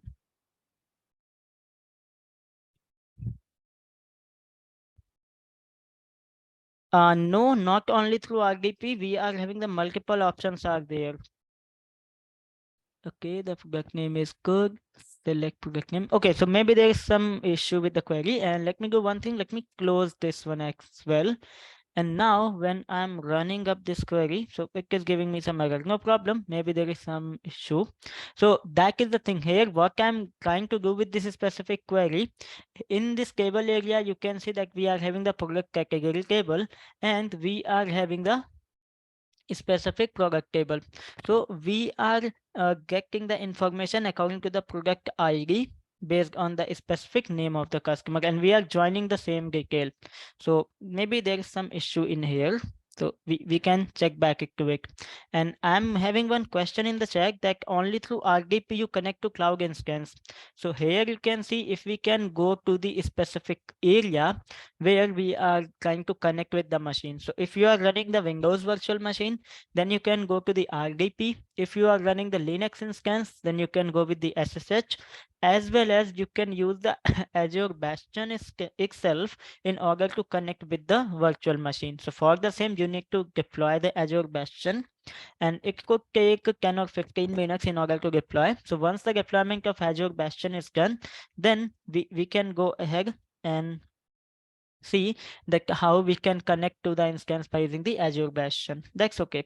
So these all are the different ways which we can connect with the instance what we are having in the Azure.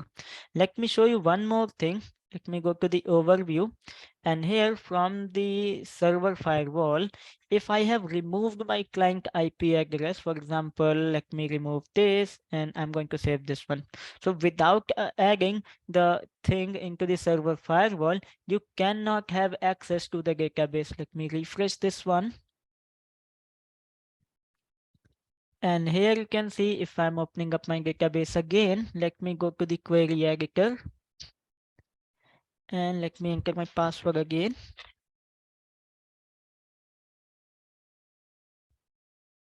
Okay, so let me see the settings, because whenever you are making the changes into it, it could take 10 minutes or 5 minutes approximately in order to effect. So here you can see in the server firewall setting, I have removed my IP address. Okay, and here the public network access is on the selected network, and it says that add your client IP address in here. So after few minutes, if I'm trying to access my database, or if I logged out with my portal and log in once again, and I'm trying to access the same database, then I'm not able to access the same because I have removed my client IP address from the firewall over there. That's okay. Now, here you can see in the databases, I'm having this database present. In the specific virtual machine, we are having the infrastructure as a service type SQL databases also present. No, client IP is not fixed. That is depend on your organization, that how you are utilizing the client IP, right? So if you have using the static IP, then it is fixed. Let me go to the create a resource option again. And then from in here, I am going to, no problem, again search for the Azure SQL. And here in this specific Azure SQL database area, I am going to create this instance once again. And this time I'm going to use the option for the elastic pool. Let me go ahead and create it. The name of my elastic pool is going to be DP class EP01. And I do want to deploy it into the East US region. Let me go to the additional setting. So I want to use everything as it is. I do not want to make any changes. Let me go ahead and review and create option in here. And let me click on the create. So here I'm creating a elastic pool over there. So till the time the elastic pool is creating, let's just have a look what is the elastic pool. So the elastic pool is similar to a single database.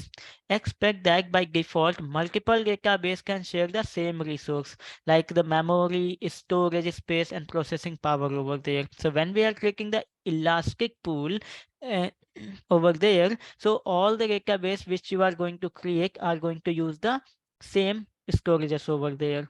So you can create the elastic pool, only your database can use that specific pool, and this model is useful when you have databases with the resource requirement that vary over to the time. So instead of changing the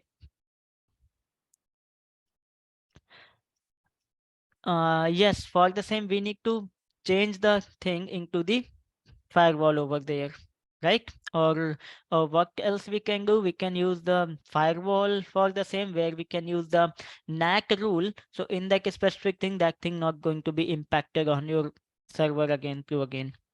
Okay, so we are having the multiple options are there for connecting with the database into a secure manner. So this is the server firewall option what we are having. Also in Azure, we are having the managed firewall service, which is known as a Azure firewall. So we can use that specific service, and by using the Azure firewall, we can create different type of DNAC rule, and based on that, we can set up the connectivity from anywhere over to the internet, but the specific port number over there. So we are having the multiple security options are present. Okay.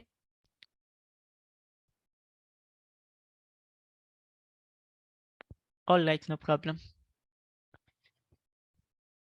Then let me go ahead into go to resource, and now here you can see I have my this elastic pool option are present. So if after creating that one, if I'm going to create a new SQL database, let me refresh my portal and let me create a new database. And this time the name of my database is going to be DP class DB02. And here you can see I want to use the elastic pool. So whenever this option is no, then I can configure the compute and storage for my database. But when I'm selecting the elastic pool option as yes, then it is going to use the configuration, whatever the configuration I have set it up into my elastic pool over there. Let me go to the networking. And let me go to the security additional setting. I want to deploy the sample data. Let me go with the review and create. So that is how we can go ahead and use the elastic pool over there. So that is the thing what we have to discuss in here. Like what are the different type of deployments which do we have present into the Azure SQL database. Then here you can see moving ahead in the next slide, it is talking about the Azure databases for the open source. So additionally, the Azure SQL service is also having the availability for the different popular relational databases on an open source node. That is including the Azure database for MySQL, Azure database for MariaDB, and Azure database for the PostgreSQL itself. So MySQL, MariaDB, PostgreSQL are the relational database management system that are tailored to the different specializations itself. So the MySQL started life as a simple to use open source database management system. It's the leading open source relational database for the Linux, Apache, MySQL, and PHP applications over there.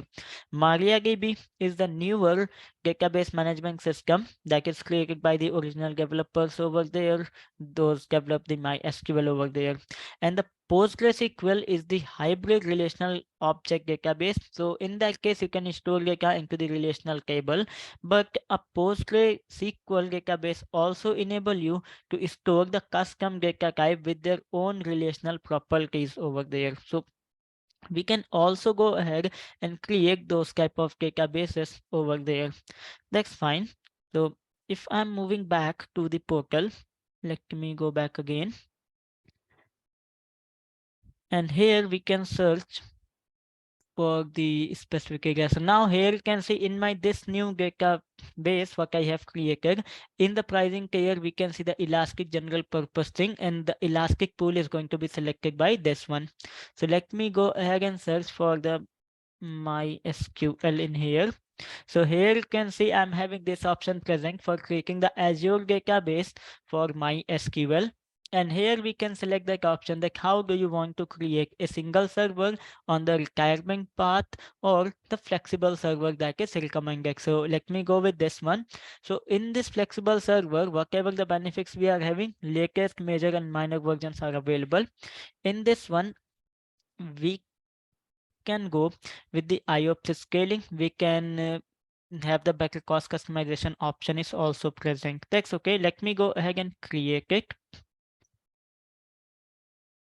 Then here we need to select the resource group. We need to put the server name. So in that option, let me select the server name, and the server name is going to be MySQL SVR01.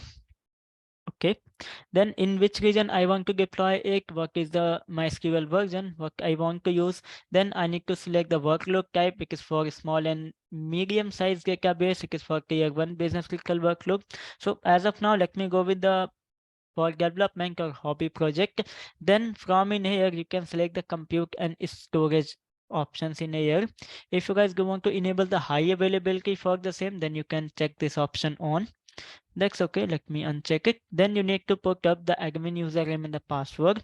So my SQL admin is going to be the username, and this is going to be the password.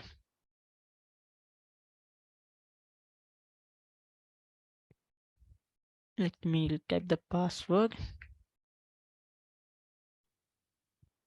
Let me type the password in here. Okay, let me go to the networking. And in the networking area, you can set up the connectivity, like public access or the private access where VNet integration. You can select the specific virtual network from which you do want to give the access to the database. Let me go with the public option. I can add my client IP address into it. Then let me go to the security. Here, I do not want to make any changes. Let me go to the review and create. And then I'm going to click on the create in here.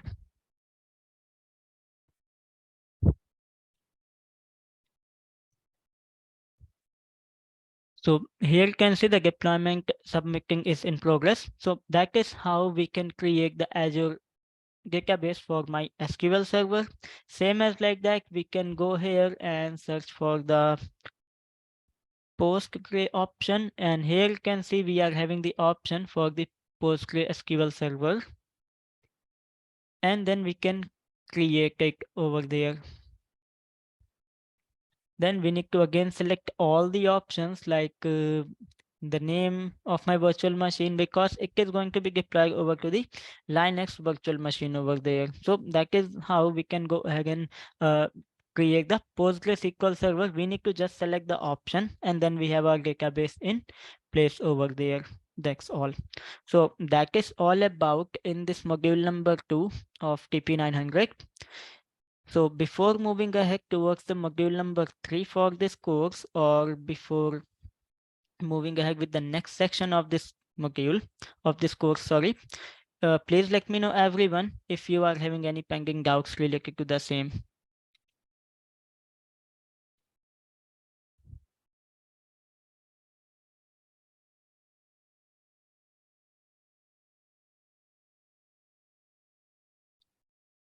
All right, so thank you very much for the quick confirmations in here. So now what we are going to do, just take a quick 10-minute short break in here, and then we are continuing with the module number 3.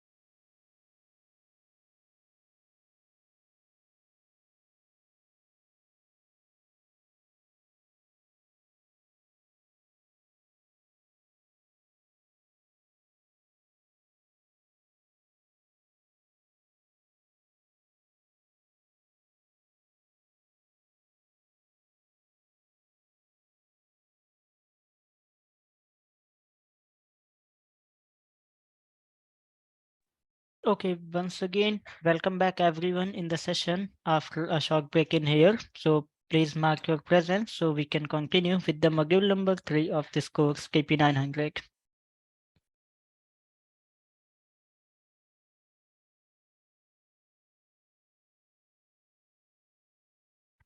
Okay, so thank you very much for the quick confirmations from your end. Now we are going to talk about the module number 3 in here. And in this module, we are going to talk about the Azure storage.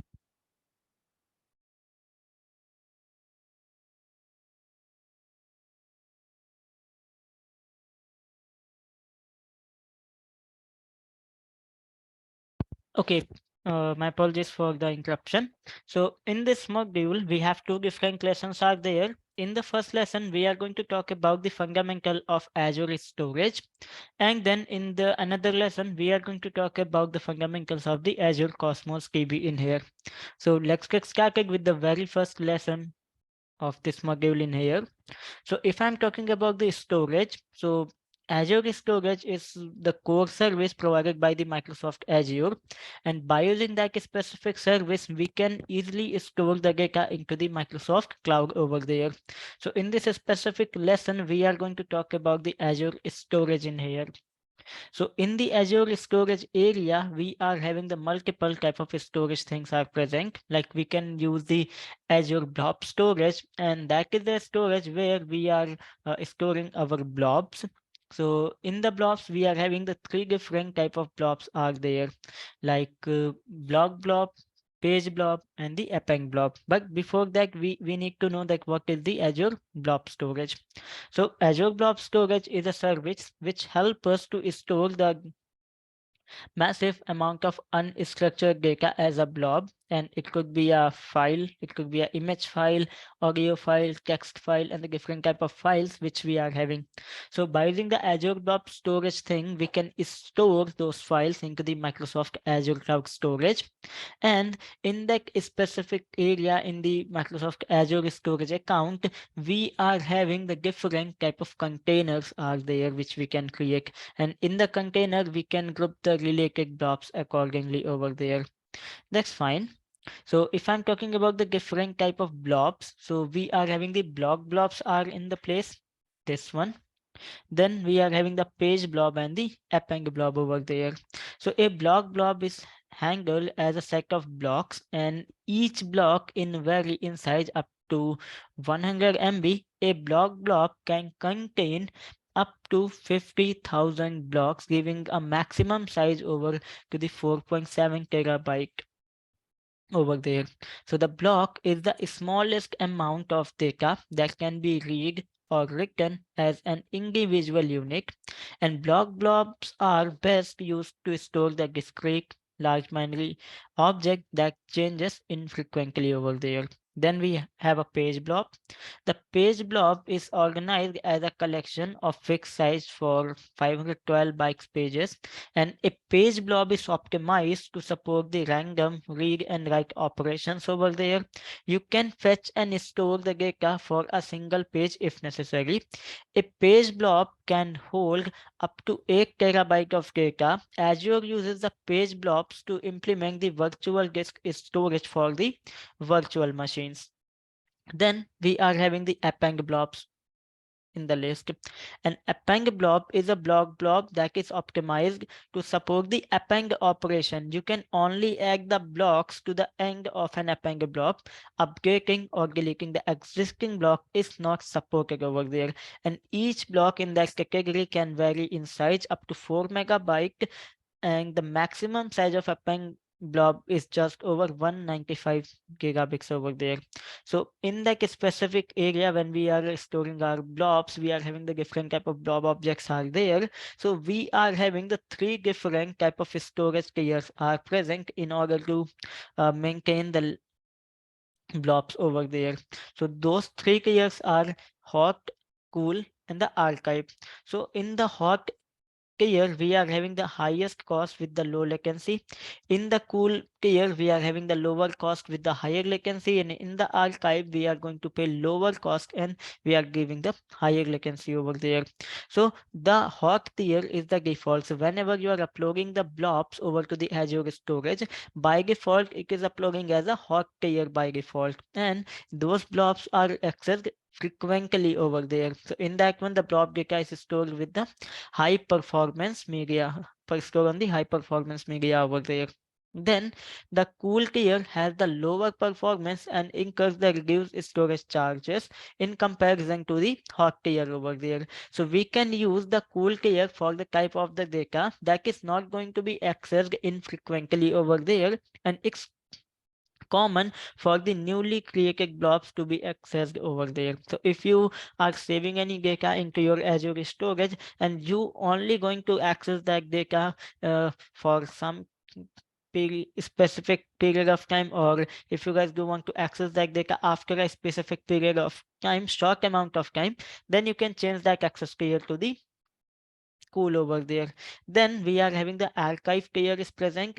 So by having the archive tier, you can have the lowest storage cost, but it will increase the latency over there, because in the archive tier, we are storing the historical data over there that we don't want to lose over there, and we rarely access that specific data. So blobs what we are having into the archive tier are effectively stored in an offline state over there.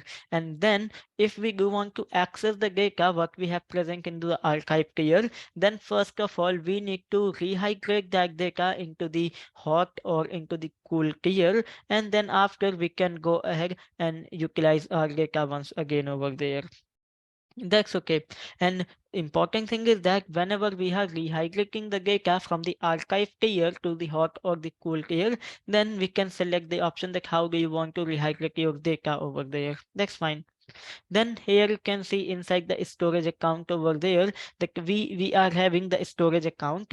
Inside that storage account, we can create the different blob containers. We can go ahead and create the file shares. We can create the tables. We can create the queues. And based on that, we can organize our blobs over there. And by using the Azure Storage Explorer, we can also create the different type of directories into it. So here you can see blob can be organized into the virtual directory, but each path is considered as a single blob in a flat namespace. So folder level operations are not supported into the blobs over there. That's fine.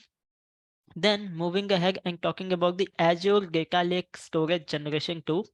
So the Azure Data Lake Storage Generation 1 is a separate service for the hierarchical data storage for the analytical data lakes, often used by so-calling big data analysis solutions that work with the structured, semi-structured, and the unstructured data stored in the files over there.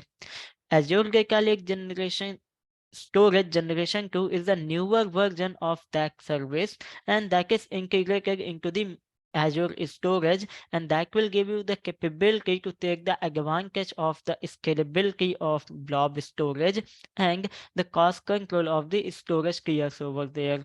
And it also combined with the hierarchical file system capabilities and the compatibility with the major analytics system for Azure Data Lake Store over there. So now here you can see in this picture that when we are working with the data lake storage generation 2, we can go with the directory area, and based on that we can create different directory and we can set up the different files over there. And inside that the file system include the directories and the files, and also it is compatible with the different large scale data analytics system like Hadoop, Azure Databricks, and Azure Snap Analytics itself over there. That's fine. Now moving ahead and talking about the Azure files in here. So if I'm talking about the Azure files, so same as like that when we are working with our on-premises scenarios over there, so where we are using the file share, we have created one folder into the system, and then we have shared that specific folder with the all different computers what we have present into the on-premises. So for the same, what are the common sharing protocols we are using? We are using the server message block, SMB protocol, and we are using the NFS protocol over there. That's fine. So we are using those type of things over there. So when we do want to implement the same thing over to the Microsoft Azure, so we can create the file share into the storage account over there, and that can be accessed from anywhere with an internet connection, and we can connect it with our system like a file share which we are connecting over there. So that is the very essential way to create cloud-based network share, such as you typically find those things in your on-premises thing over there, where you are making the document and the different files available to the multiple users over there. That's fine. So that is the Azure files over there. Then the Azure cable is also present into it. So the Azure cable is a NoSQL storage solution that make use of the table containing the key value data item in the each item. Each item is represented by the row that contain the column for the data field, and that need to be stored over there. So as of now here in the picture you can see that in the tables we are having the partition key, row key, timestamp, property 1 and property 2. So based on that we can have the different columns are present with the specific data over there. So in the table we are having the key and the value, the partition and the row key. Then we have the custom property column data value, and when we are adding the thing, the time stamp column is added automatically in order to log the data changes, and the rows are grouped into the different partition to improve the performance. Property column are assigned the data type and can contain any value of that type. So in this property area we can create the multiple columns in the table, and based on that we can also set the specific data type of the column, and based on that we can store that type of data into it. That's okay. So that is the one thing which we can have in this specific area. Now, before moving ahead with the next lesson, let me jump up to the portal and show you the things that how do we go ahead and work with the Azure storage itself. So in that specific area, I'm going to open up my browser again, and let me go back to my home page. Here you can see I'm having this storage account option is present. So I can select that specific option, and from in here I can go ahead and create a new storage account over there. Now, like, first of all, I have to select the subscription. Then I have to select the resource group in which I do want to deploy that specific storage account. Then in the storage account name, let me go ahead and provide the name of my storage account. So the name is going to be Azure Storage Account DP class. And why I'm keeping this name? Because the storage name should be unique. Then here you can see I'm having two different type of options are present. The standard one, which is going to be create a general purpose V2 account for me, and then we have a premium option present. So let me go with the premium one, and here I'm selecting the blob only. Let me go to the advanced. And in the networking area, if you guys do want to make changes into the networking and the connectivity thing, then you can select those things from in here. In the advanced area, you can configure the TLS version. You can enable the storage account access key. You can enable the public access on the container. So you can make those changes into this specific area. Let me go to the networking. So as of now, I don't want to make any changes in here. Then let me go to the data protection. In the data protection, you can configure the option. Those are related to the recovery. You can select the option related to the tracking like blob change feed and the versioning for the blob. You can set up the access control from in here as well. As of now, I'm just creating a basic storage account with the premium option, and I do want to create a blob storage account. So let me go with the default option in here, and I'm going to click on the review. So in the review pane, it is going to validate all the options, whatever the options I have selected for creating the storage account. And once it is done, then I will be able to create a new storage account. So that is the one way. Now let me go ahead with the another browser, and in the home page I'm again going to create a new storage account from this specific service storage account. This time I want to create a new storage account. Resource group I want to use the same, that is DP-900, and the name of my storage account is going to be DP storage account general purpose version 2. Okay, then let me select that standard option, and I do want to create a locally redundant storage. So for the redundancy, we are having the multiple options are present. We can make it to the geo redundant, zone redundant, and the geo zone redundant. So based on the redundancy option, the pricing is going to be the different over there. That's okay. Then let me go to the advanced option. In this area, I'm going to select that specific option that enable hierarchical namespace, because if you guys do want to enable the data lake storage generation 2 over to your storage account, then you have to select that specific option. Let me go to the networking. Here, I do not want to make any changes. I want to enable the public access for my storage account, what I'm creating.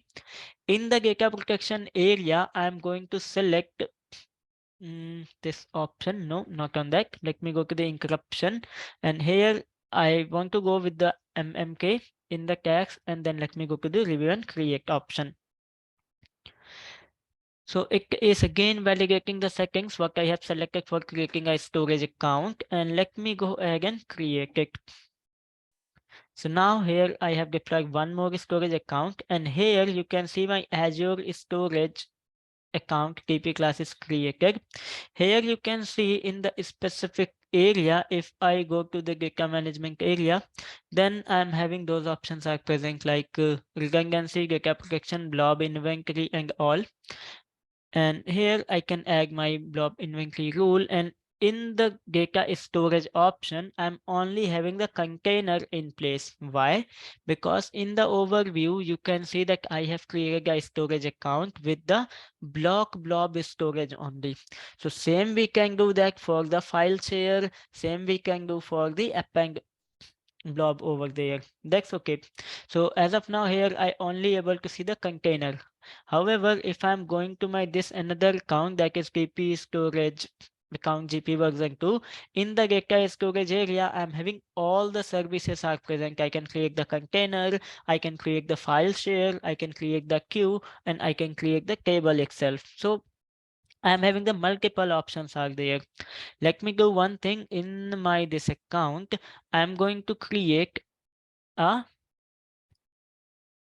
blob first of all. So let me go to the blob, and here in the container. So first of all, if we want to store the blob into the Azure storage, so we need to create a container. So that is a logical uh, group where we are putting up all our blobs. So the name of my container is going to be data, for example, and here I want to go with the create option.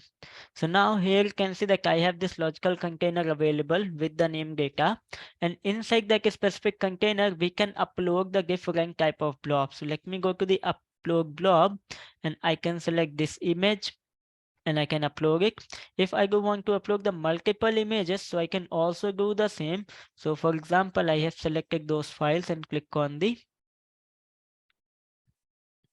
upload over there.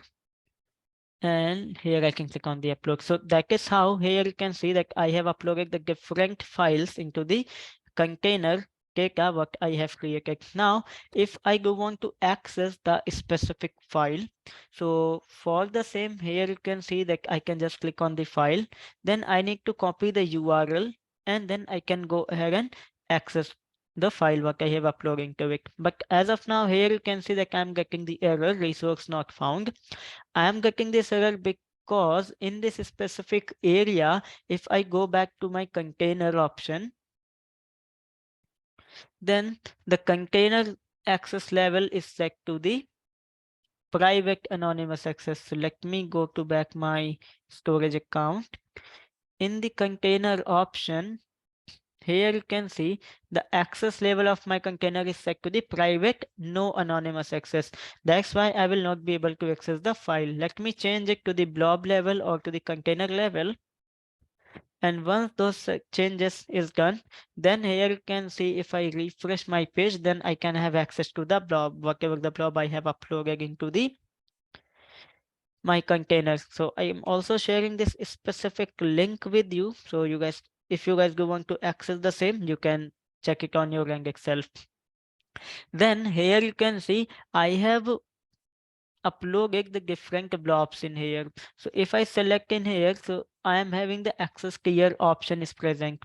So as of now, the access clear option is disabled because I have created this one as a blob storage. Let me do the same thing on my another storage account. Here, let me go to the container, and here I do want to create a container. This is going to be con, or the name of my container is going to be the ABC, and with the container level access, I do want to create this container.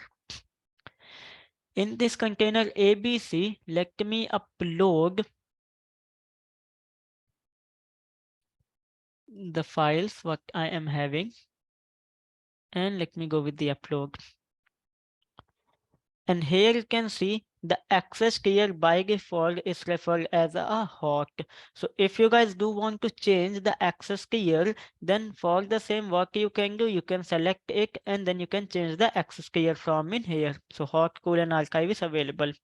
Let me show you one more thing. If I copy up that specific URL and from in here, I do want to access the same. So with having the data present into the hot tier, I will be able to access the data. Let me go ahead and change the access tier, and I want to change the tier for my GTL PNG to the cool. Okay. And then after, let me copy the URL, and again, I'm trying to access the same blob. So you can see that I have access to the blob with the cool tier as well.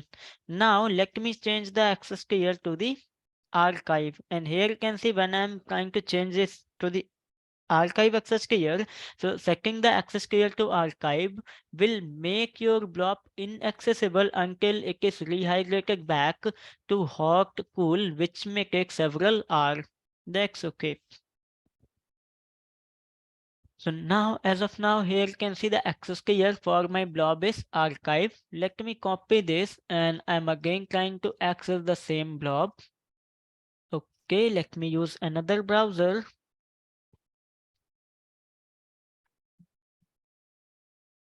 Okay, and in this browser, let me open it, and then here you can see I'm getting this thing that blob archived, and this operation is not permitted on the archive blob. So by using the archive tier, we cannot have access to the blob because in that specific tier, the blob is going to be stored as a offline. What if we do want to access this file again, then we can change the tier to the hot or the cool, and here you can see we can go with the rehydrate priority over there. So if we are going through with the standard one, then it could take the standard time. And if we are going with the high rehydrate priority, then it will try to make my blob available to me again in a very quick manner. So that is the different type of rehydration options which do we have present in this area. So that is how we can manage those access tier option. And in this area, you can see the archive is status and the rehydrate is pending to the cool. So after some time, we will be able to access this blob again. That's okay. And I have received one question like how many ways to connect to the instance. So for the same, here you can see if I'm opening up my Azure portal.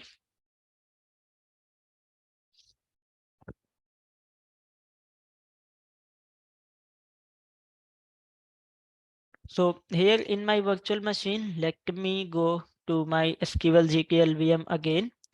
And then from the connect area, I do want to go with the bastion in here.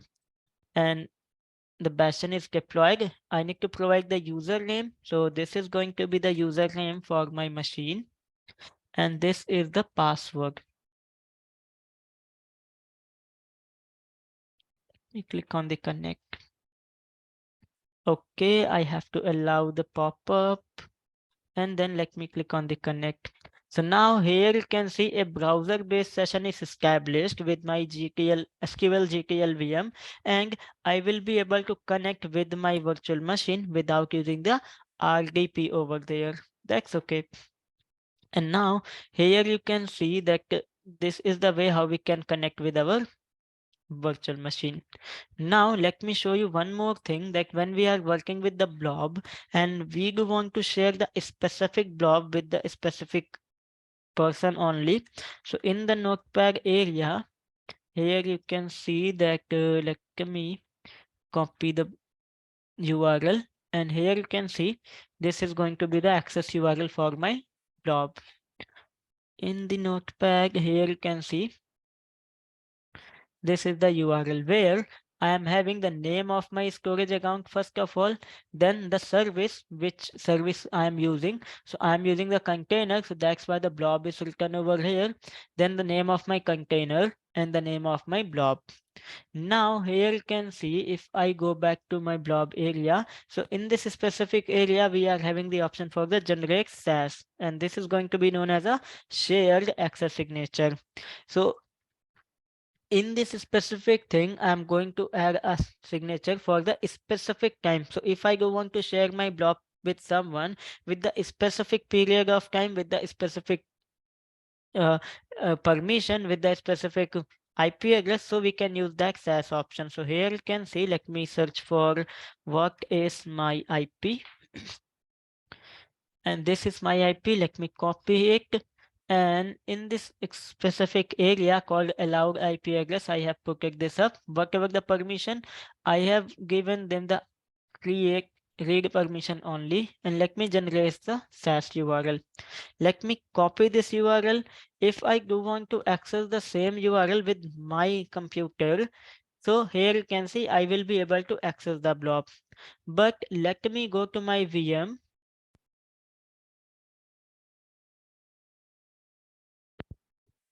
And here in my browser, let me paste the same URL and hit enter. And here you can see that I am getting this error, that is authorization failure. This request is not authorized to perform this operation. Why? Because here you can see in this URL a SAS token is associated. So let me go to the option and I want to enable the work app, and here you can see the URL till this is same, but here you can see the shared permission, read permission, start date, this one, then end date I'm having, then the allowed protocol, and then I'm having the option for my IP address itself in here. So that is how we are having this option is present into this area. Here you can see the allowed IP address is also associated with the signature. So that's how we can use the share access signature into it. Now let me do one more thing, that if we do want to enable the versioning over to the blobs, then how do we do that? So let me go back to my storage area, and in my notepad I'm going to create a quick file. This is a test file, and this is my demo file what I have created. Let me upload this file in here.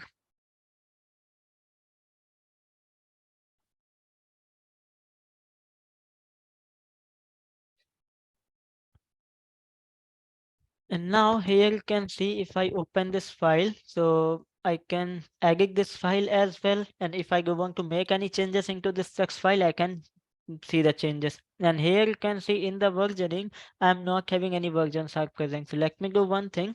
And here I'm going to type this is the first change.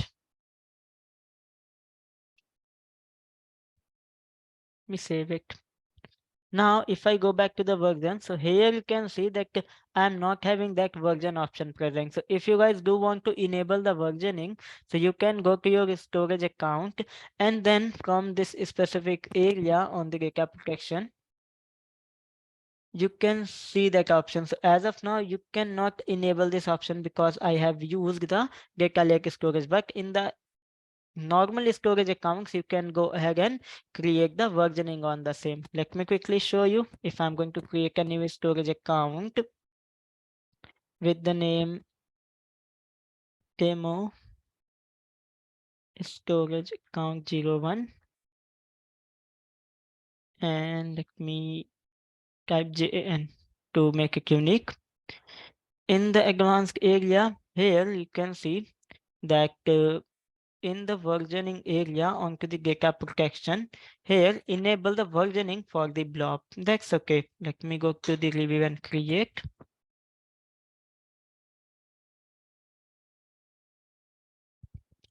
And I do want to create a new storage account in here. So once you have enabled the versioning, you can see the different version of your file. You can track the changes, like when what change has been made into your file over there.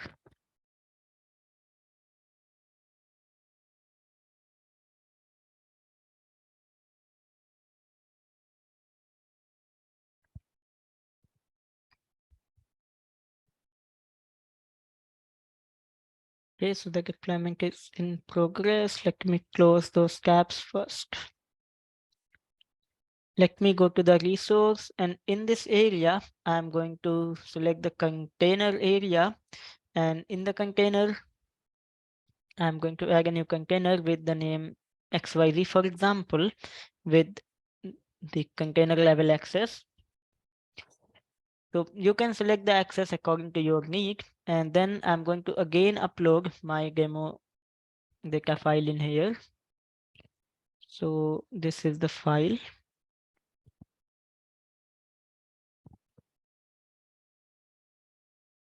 And then in this file here, you can see, as of now, I can see the versions. So no previous version found. Let me go to the edit, and then I'm going to make this is the first change.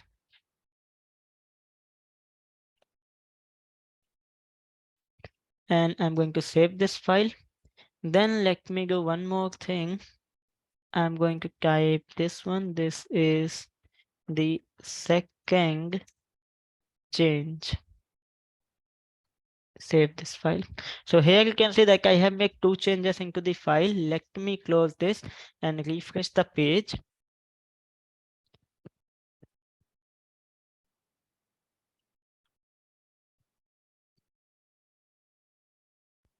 And after selecting my demo file, what I have, if I go back to the version area, then here you can see that I have two different versions are available. And if you want to restore, then you can make that version as a current version. And when I click on the download area in here, then you can see this is a test file I'm having in this area.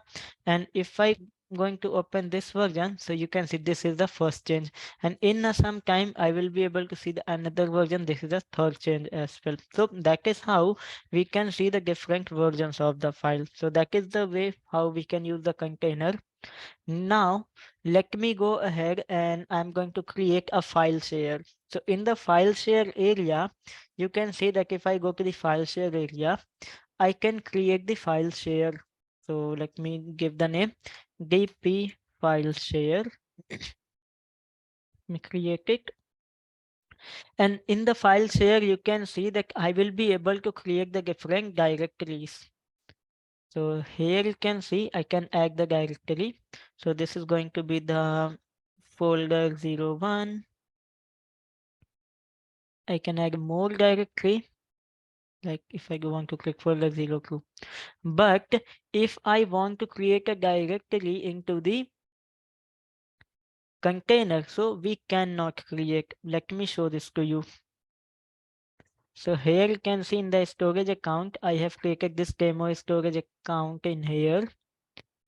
And in this area, if I go to the container, then in the container, if I'm going to open up the container, then I'm not having the option present for creating the directory into it.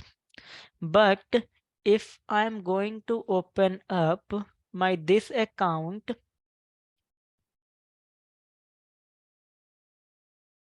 DP storage account general purpose v2, and then I'm going to the container. Then here you can see that I'm having the option present to create the directory into my container. Then the question comes up that how it is possible. In one container we cannot create directory, in another container we can create directory. So the reason is that because on my this account DP storage account GP version 2, I have enabled the data lake storage. So that's why I will be able to create the hierarchical namespace into it. However, in this specific account, I have not enabled that option, so we cannot create the container into create the directory into the containers. That's fine. So now here you can see that I have these two folders are there. Then let me go ahead and upload some files into my container itself.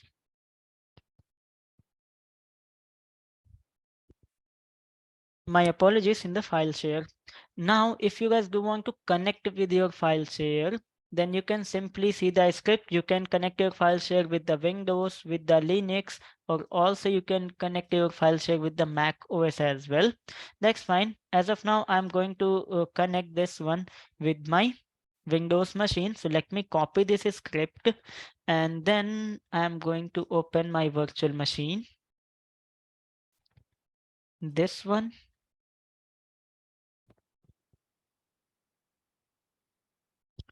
Let me connect with my virtual machine.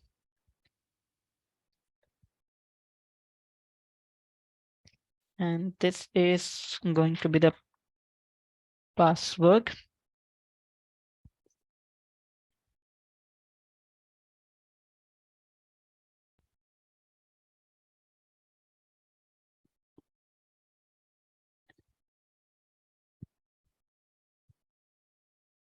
And for the smooth practical, let me go ahead and turn off the firewall.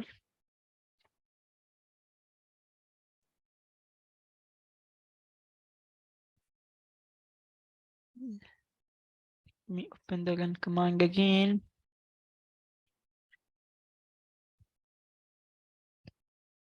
And I'm turning off the firewall. Okay. Now I'm going to open the PowerShell.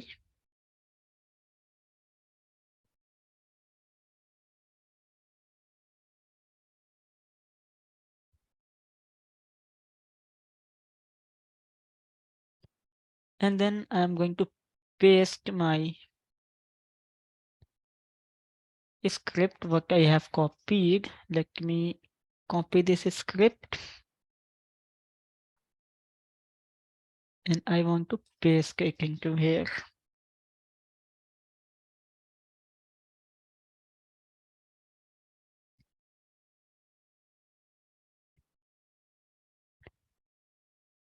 Let me open up the paste screen, or what else I can do. Let me go to this area and I can connect the RDP session, because for copying the thing we have to uh, use one key, and then we can open up the clipboard and then we can paste the data into it.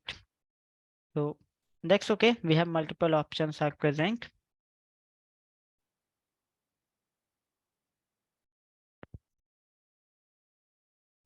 And here I'm going to paste the script what I have copied. Let me go back, copy the script, and I want to paste it.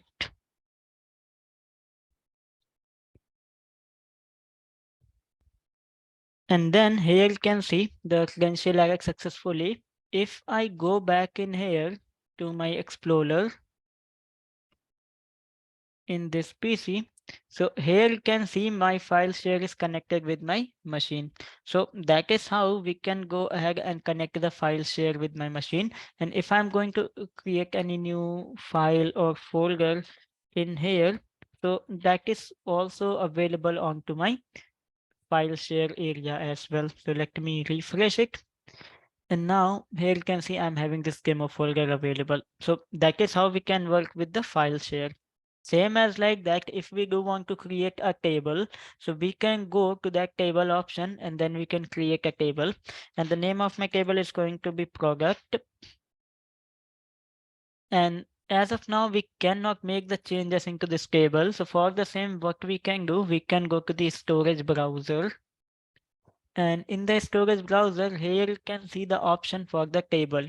And when I select this table, then here we are having the option for adding the entity. Let me add the entity, and I want to add a property. For example, this value is going to be 1. And here I am going to set up the name, and name is going to be the hammer. And in the price, I can set it to the 2.99, and here I can set it as a double. If I guys do want to add the boolean thing, GUID, integer, binary, and also we can have multiple options are present. So let me go ahead and insert it.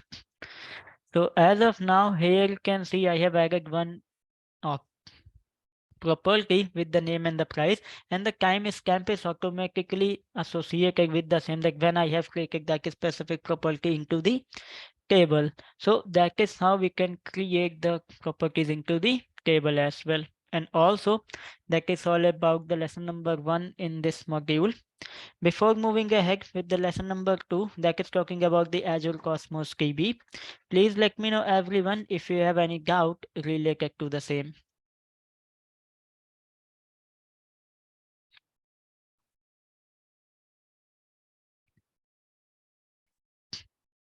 All right, so thank you very much for the confirmations from your end. Now we are going to discuss about the fundamentals of the Azure Cosmos DB. So first of all, let's just talk about what is Azure Cosmos DB. So if I'm talking about the Azure Cosmos DB, so that supports the multiple application programming interfaces that enable the developers to use the programming semantics of many common kind of data store to work with data in a Cosmos DB database. The internal data structure is abstracted by enabling the developers to use the Cosmos DB to store and query the data using the different APIs with which they are already familiar over there. So what is the API? So the API is an application programming interface, and data management systems and other software framework provide a set of APIs that developers can use to write the program that need to access the data. The API is very for different database management systems over there. So the Cosmos database. Okay, thank you, Abhishek. So the Cosmos DB uses the indexes and partitioning to provide very fast read and write performance and can scale to massive volumes of data. You can enable the multi-region write, adding the Azure region of your choice to your Cosmos DB account. So that globally distributed user can work each other with the data. That's fine. So in the Cosmos DB, we are having the things are present in the form of key value pair. We can have column family, store, documents, and the graph itself. So here you can see that if I'm talking about the different Azure Cosmos DB APIs. So as we discussed that Azure Cosmos DB support multiple API that enabling the developers to easily migrate data from commonly used NoSQL store and apply their existing programming skill. So in that note, we are having the core SQL API. So that is native API for Cosmos DB, and SQL queries based on the JSON document we are using into it. We have a MongoDB API. We are having the table API. We are having the Cassandra API and the Gremlin API present for the same. So that is the core SQL API is a native API in the Cosmos DB that manage the data into the JSON format, and despite being a NoSQL data storage solution, uses SQL syntax to work with the data. Then we are having the MongoDB. So that is a popular open source database that is stored into the binary JSON format, and the Azure Cosmos DB MongoDB API enable the developers to use the MongoDB client library and code to work with the data present into the Cosmos DB.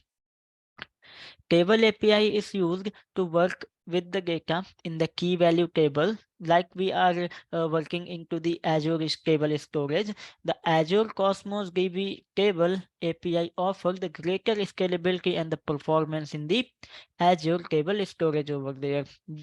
That's fine.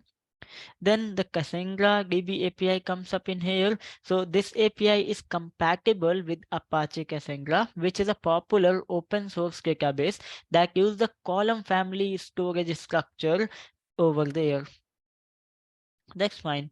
Then we have a Gremlin API present. So that is used with the data, whatever the data we are having in the graph is structure, and in which the entities are defined as different vertex that node are connected to the graph and node are connected by the edge that represent the relationship like they can this in here.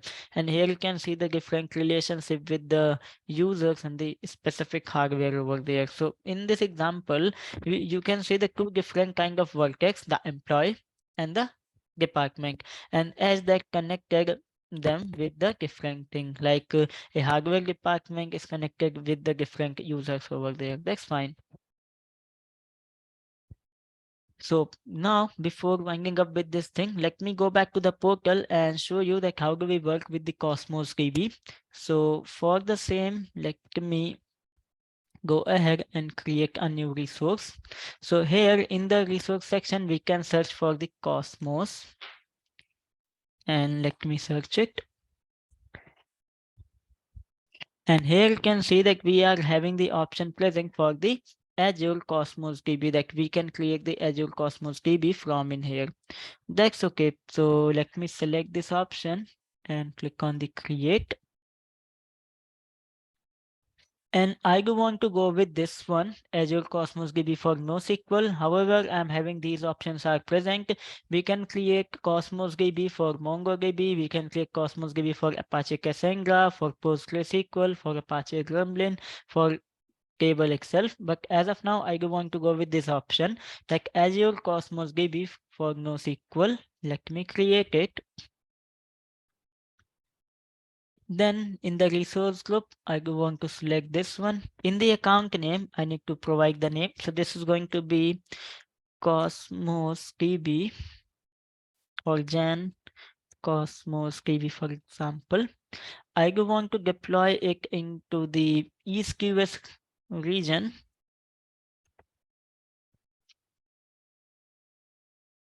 Then in the capacity mode, I am leaving this thing to the provision throughput. Then apply free tier discount. So I can apply it. Then limit total account throughput. I'm leaving all the thing as it is and let me unselect this one. Then let me click on the review and create area because I don't want to make any changes into the global distribution, networking, backup policy, encryption tag. So let me go with the review and create. I want to create everything with the default settings. As of now, I'm doing this thing for the demonstration in here.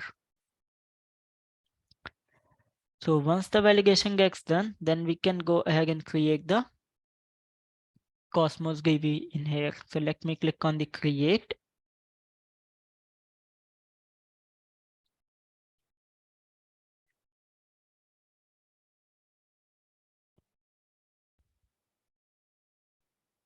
And here the deployment is in progress. It could take some time and then we will be able to see the Cosmos DB in place.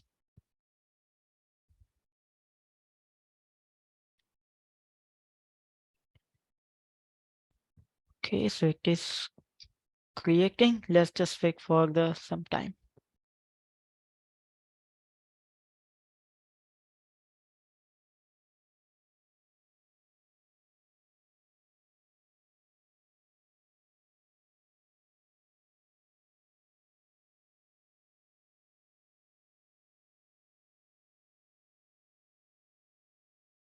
And till the time the deployment is in progress, please let me know everyone if you have any query from this module also. I'm really happy to answer the queries from you.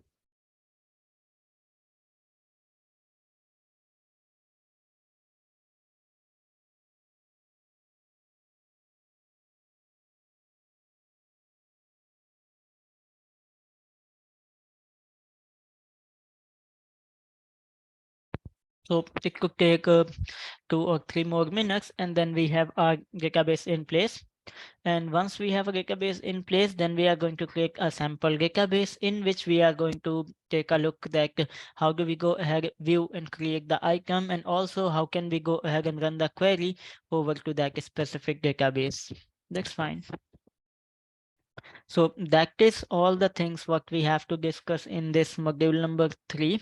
And in this module number 3, we talked about the different Azure storage options, like whatever the things we are having in the Microsoft Azure storage or in the Cosmos DB itself. That's okay. And now here you can see the deployment of the database is completed. In this area here you can see I have all the options are present. That's okay. In the overview area, I can see the details of my database, and this is the URI for the same. That's okay. Then I need to go to the data explorer because I do want to create a sample database. And in the data explorer area, we can use this area to create a sample database. That's fine. Let me go with the next, finish. And then here you can see I'm having this option present for launch quick start. Then I go want to create a new sample database. So if you guys go want to make the changes into the name, then you can change it. And I'm leaving all the settings as the case, and let me click on the OK.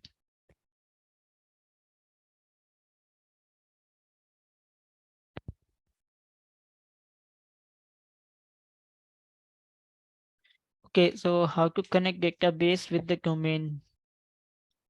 Okay.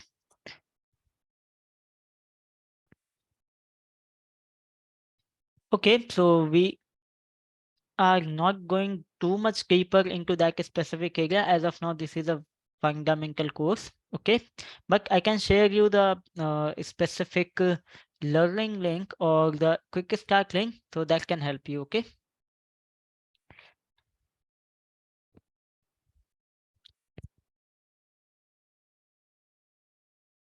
All right. So here you can see that in this specific area, I'm having my sample database is present. In the items area, I will be able to see the different items itself. And then here you can see these all are the items are there. So if I do want to create a new item, then we can just click on to this specific area. And in the new item here, you can see that I'm having that thing present. So let me copy this the code what I have present in my end. Let me paste the code and I do want to save this.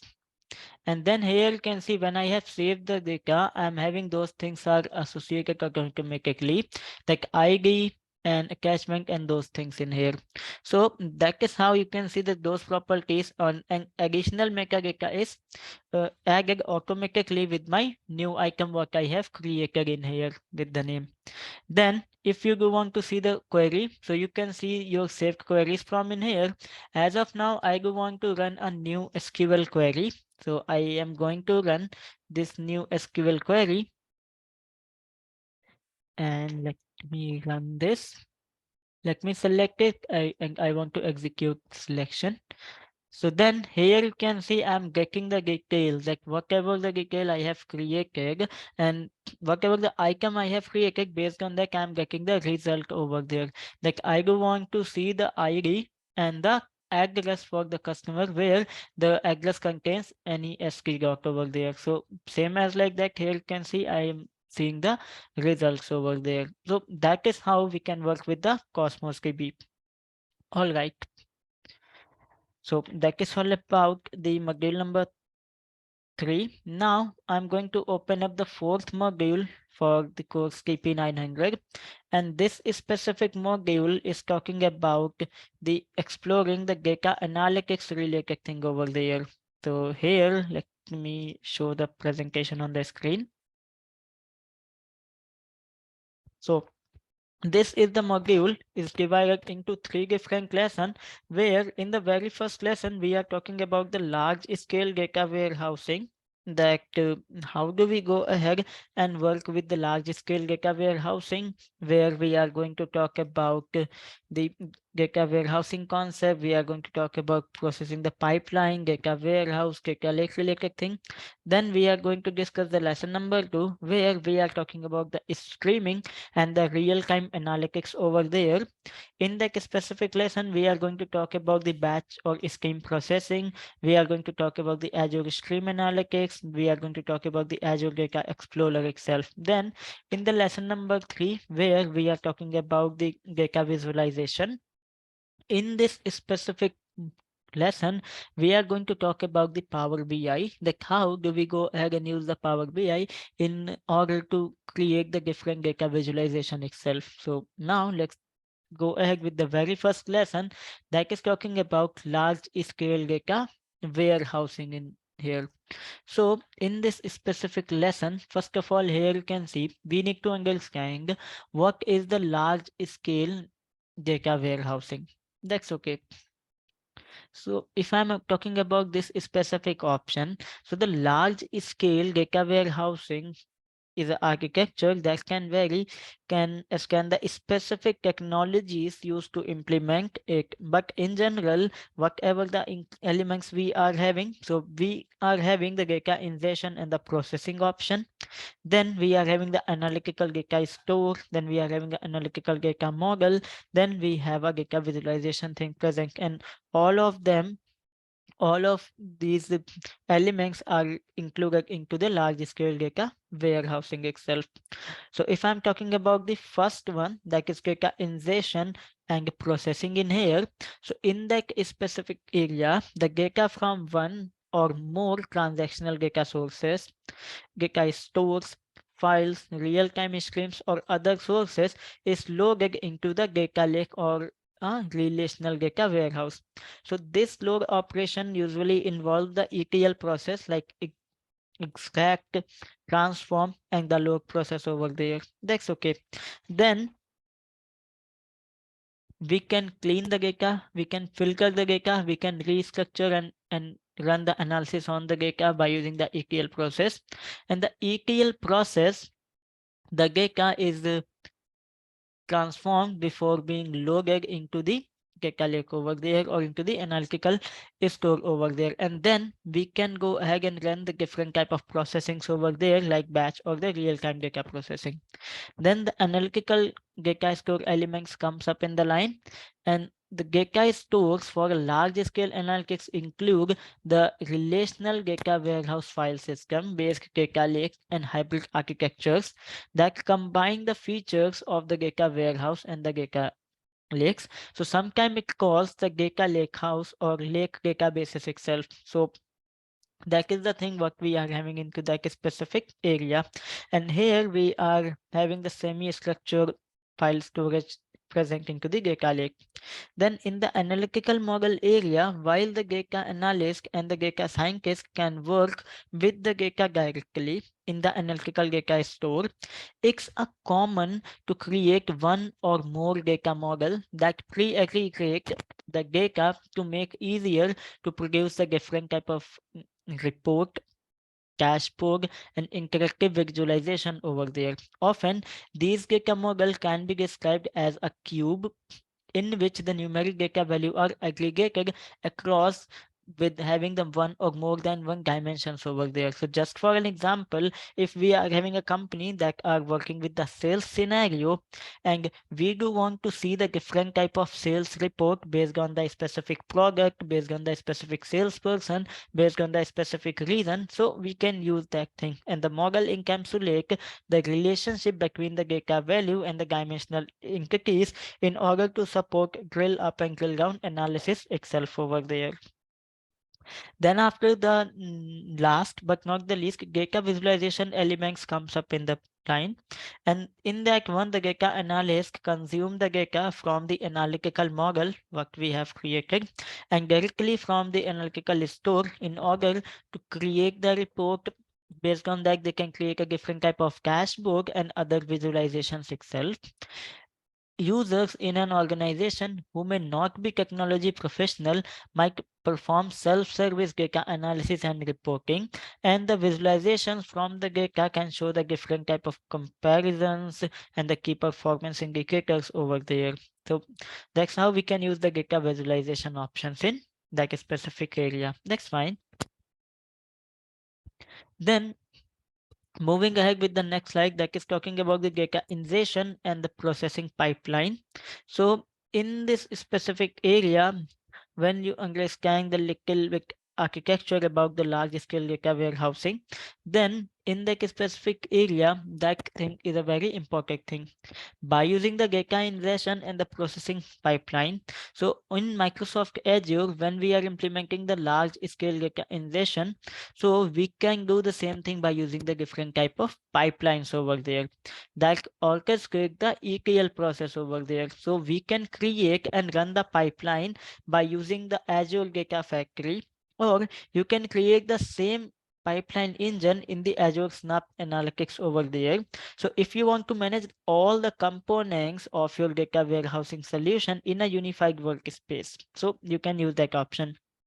Or the pipeline consists of one or more than one activity that operate the data over there. The input the data set, that is provide the source data, and the activities can be defined as a data flow that incrementally manipulate the data until the output of the data set is produced over there. So we can say that the pipeline uses linked service to load and process data, and that will give you the capability to use the right technology for each step of the workflow. So just for an example, you might use an Azure Blob storage store link service to ingest the input data, and then you can use the service such as Azure SQL database to run a store procedure that looks up the related data value over there. That's fine. Then we are having this scenario, and here you can see, first of all, we are having the different linked services are present, like from the Azure storage account, and based on that it is inputting the data set. Then there are multiple activities are going to be performed in the pipeline by using the different type of databases, Azure Databricks, HK Insights and function, and then accordingly it is giving us the output of the specific data set itself. Then we are having the analytical data stores are there. So if I'm talking about the analytical data store, so for the same we are having the two common type of analytical data stores are in the picture. The first one, that is a data warehouse, and the another one, that is a data lake. So the data warehouse is a relational database in which the data is stored in a schema that is optimized for the data analytics over there rather than the transactional workload over there. So commonly the data from a transactional store is denormalized into a schema in which the numeric values are stored in central fact table, which are related to the different dimensions that represent the entities into the table. So for an example, in a fact table, we might have the sales details, we might have order data, which can aggregated by the specific customer, specific product store, and the time dimensions over there. That's okay. Then we have a data lakes present as a part of the analytical data store. So that is a file store, and we can usually use this one as a distributed file system for the high performance data access, and the technologies like Spark, Hadoop are often used to process the queries on the stored file and return the data based on the query what we are running to the reporting and analytics service over there. So there are systems that often apply a schema on read approach to define the different tabular schema on semi-structured data files at a point where the data is read for the analysis without applying the constraints over there. That's okay. Now moving ahead with the next slide. So here we are having the different type of analytics data stores are present. Like we are having the different Azure services for the analytical store. We can go with the Azure Spark Analytics option. We can have another service present with the name Azure Databricks. We can go with the Azure HK Insights itself. So what is the Azure Snaps Analytics? So that is an end-to-end solution for the large scale data analytics. It brings together with the multiple technologies and the capabilities that will enable you to combine the data integrity and the reliability of scalable, high-performance SQL-based relational data warehouse with the flexibility of the data lake and open source Apache Spark over there. It also includes the different native support for log and the telemetry analysis with the Azure Snaps Analytics. Oh, let me correct. That's fine. And also, it is having the interactive experience with the Azure Synapse Studio over there. So if you guys do want to explore the same thing, then you can use the Snaps Studio in order to manage the same thing over there. That's fine. So let me go ahead and I want to do one thing. Let me go back to the portal and I do want to create one Snaps thing over there. So in my this portal, let me go to the home page and from in here, I can search for the snaps area. Okay, let me go to the marketplace.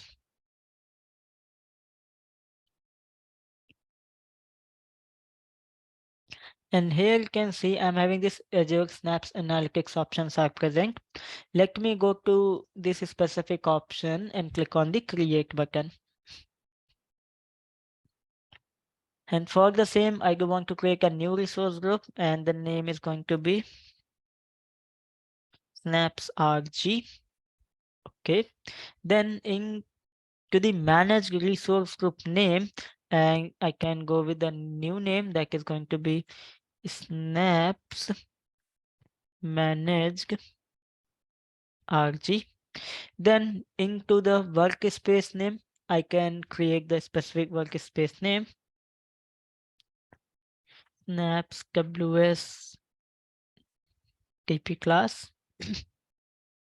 Then in the region, let me go ahead and select the East QS2. Okay, so it says that for the same, I need to register this one. So first of all, we need to register this resource provider. Let me copy this and in my new tab, let me go to the home page. Inside my subscription, I need to select my subscription. Then from in here, you can see one option for the resource providers. And in the resources itself, no, not this one, resource provider. And in the resource provider, let me search for this one that is Microsoft Doc Snaps. And here you can see it is not registered. So let me select it. And I do want to register this one.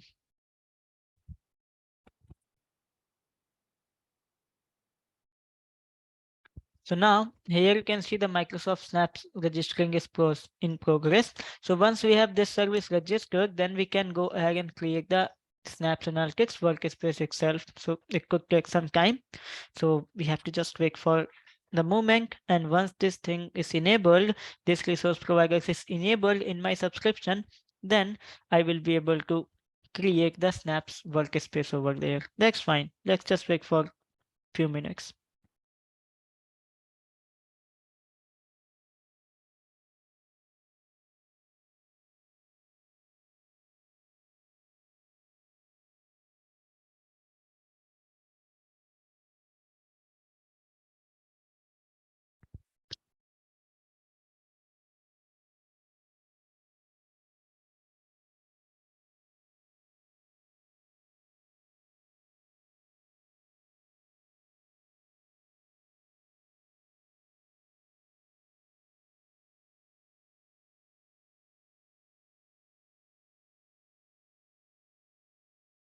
Okay, so it is registering. Let me open this page in a new tab and I can check the status of the same.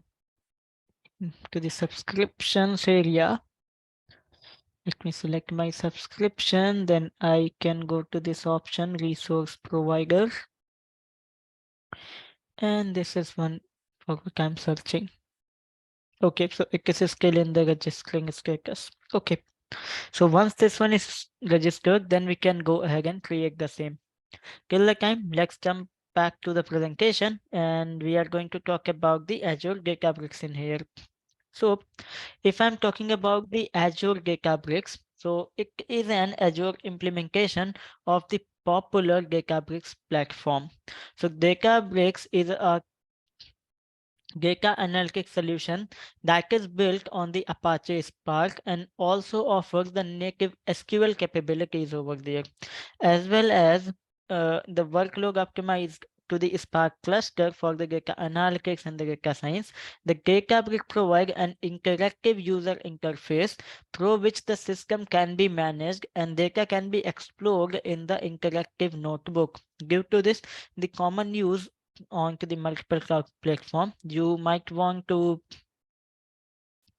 consider the thing using the Azure Databricks, Azure Analytical Store. So if you want to use the existing expertise with the platform, or if you need to operate in a multi-cloud environment or support the cloud portable solution, then we can go ahead and use the Azure Databricks over there. So in the Azure Data Factory, we can also use this one to for implementing the data ingestion and processing the pipeline related thing.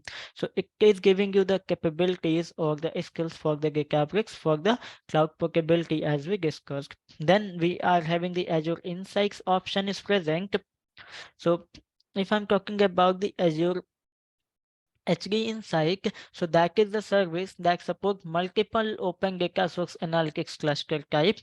Also, this is going to be not too much user friendly as the Azure Snaps Analytics and the Azure Databricks. It can be a suitable option for you if your analytics solution relies on the multiple open source framework, or if you need to migrate an existing on-premises Hadoop-based solution onto the cloud. So the important thing is that each of these service can be thought of as an analytical data store in the sense that they provide a schema and interface through which the data can be queried. In many cases, however, the data is actually stored in the data lake, and the service is used to process the data.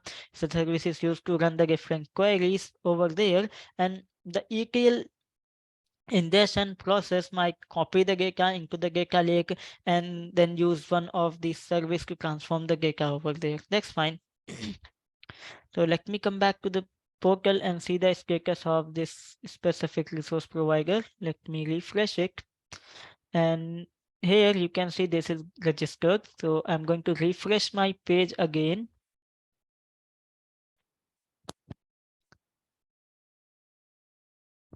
And then I'm again going to create the Snaps Analytics workspace in here.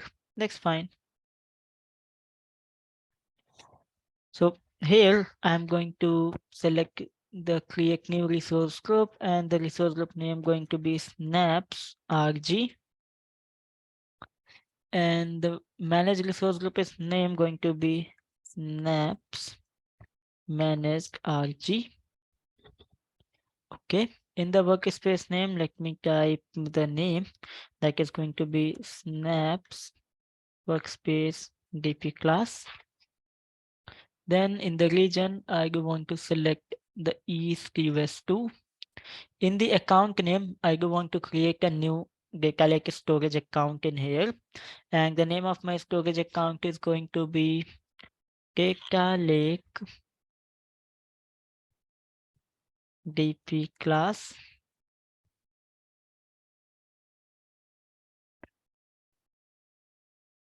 Okay, DP class. This is going to be the name. And in the file system name, let me create a new file system. And this is going to be fs DP class. Okay, so I have selected those options. Then I'm going to assign myself the storage blob data contributor role on the data lake storage general to account over there, so I can manage the things over there. So after selecting those options, let me go to the review and create. As of now, I do not want to make any changes into the security and the networking. That's fine. And here in the product detail, we can also see the cost. Let me click on the create. So once the validation gets done, then you can go ahead and create a Snap Analytics workspace. So when we have the deployment is completed, then we have the resource groups are there. Inside that, we are having the data lake storage account in this area, and then we are going to use the Snap Studio in order to ingest the data into it. That's okay. So we have to just wait till the time the deployment is in progress.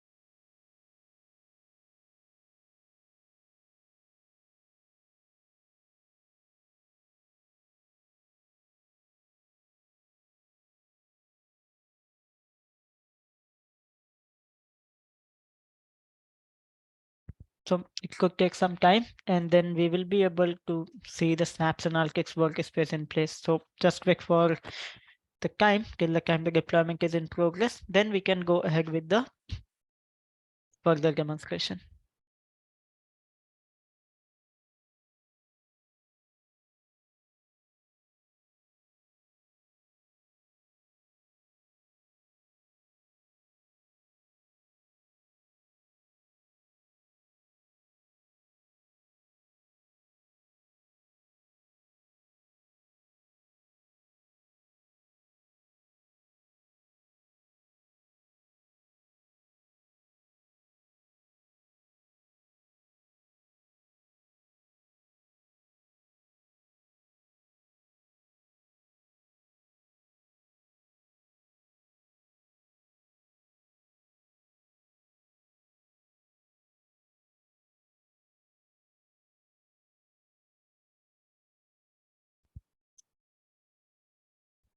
No, after attending this training, you are not going to get the exam voucher coupon. Okay. It's just a training session for the individuals that we GTech are hosting on a free node. So that if people do want to learn the things and upgrade themselves, so they can attend these events. Okay. We are not providing the exam voucher for this course.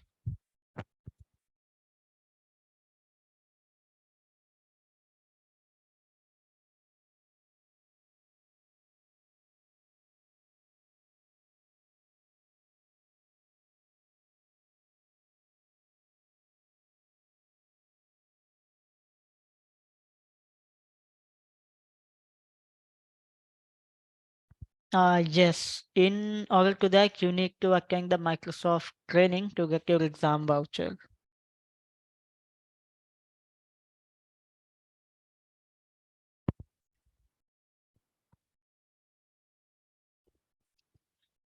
Let me see the deployment time.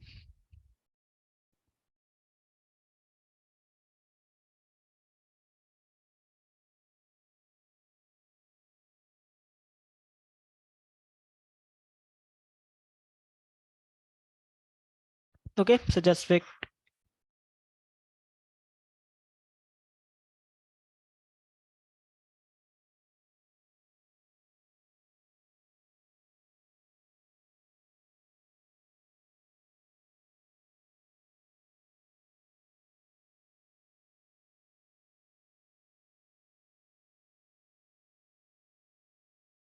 Okay, so deployment is completed in here. Now let's go ahead with the demonstration. So in the area, in the resource group here, you can see that I'm having my data lake storage account and the Snaps Analytics workspace is present. Let me select it.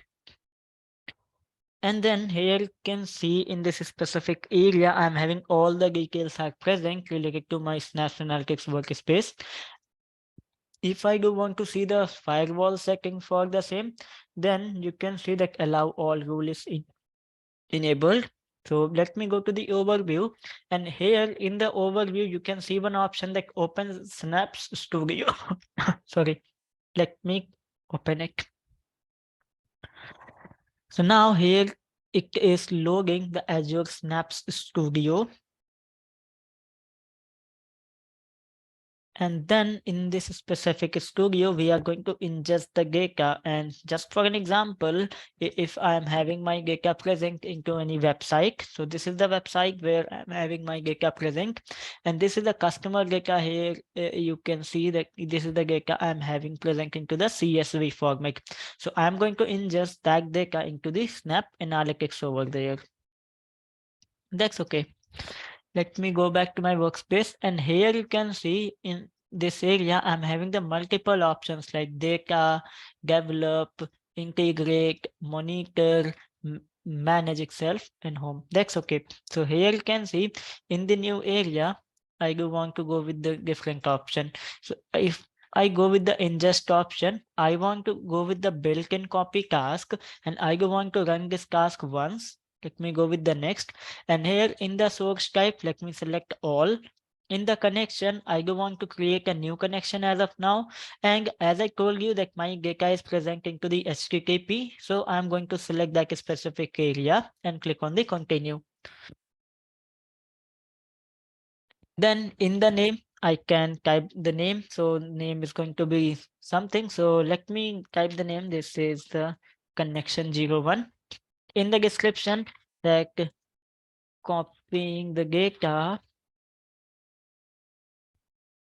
from the web source. All right. Then into the connection via integration runtime is automatically comes up. In the base URL, I'm going to provide the same URL in here. In the server certificate, let me go with the enable. In the authentication, I'm having the multiple option, the digest, Windows, client certificate. As of now, I do want to go with the anonymous option in here. That's okay. Then in this specific area, everything is good. Let me go ahead and click on the create.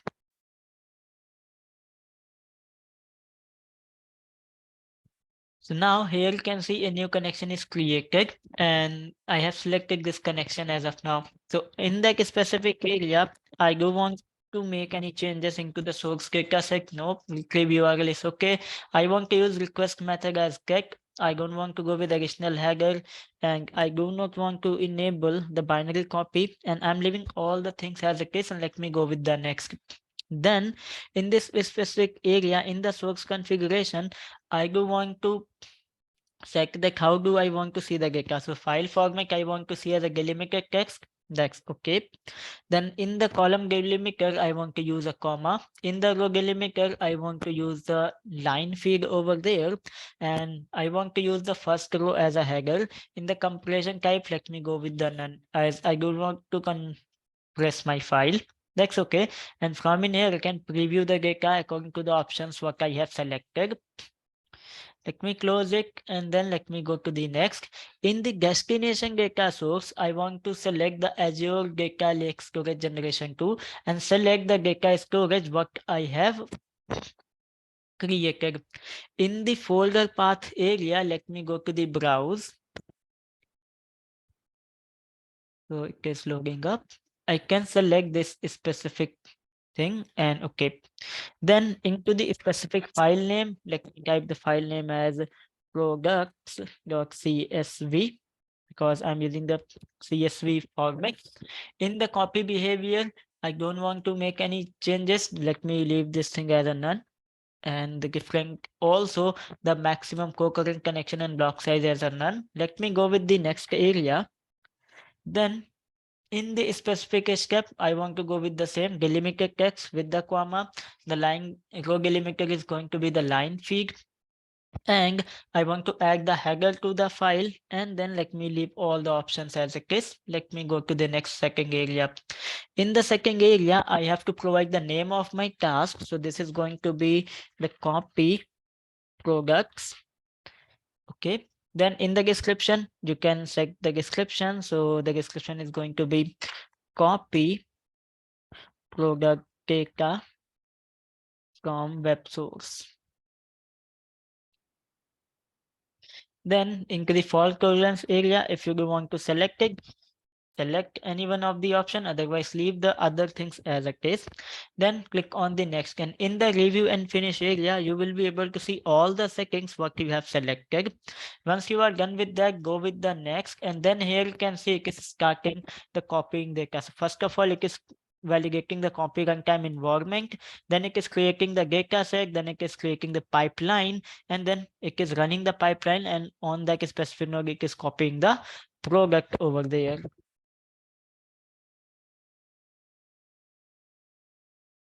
And then here you can see the deployment is completed, the files are saved, you can monitor it or you can go with the finish.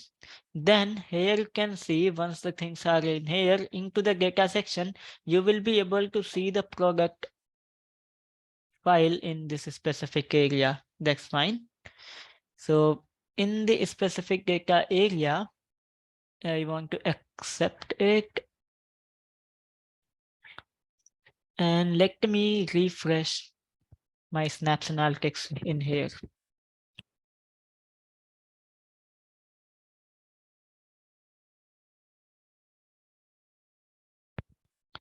Okay, and then here you can see in the specific area, I will be able to see the data, whatever the data we have ingested into it.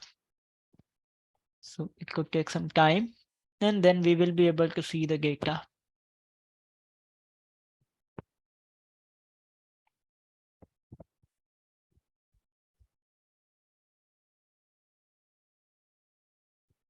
And then here you can see that I'm having the product CSV file is present. In this new SQL script, I want to go with select top 100 row, and then I'm going to run my query.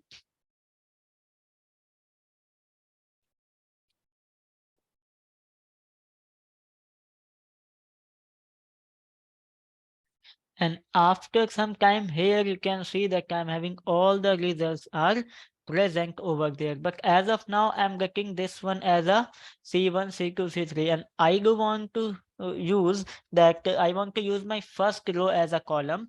So in that specific thing, what we can do, we can go here and add this thing into the query, that is header row and is equal to true.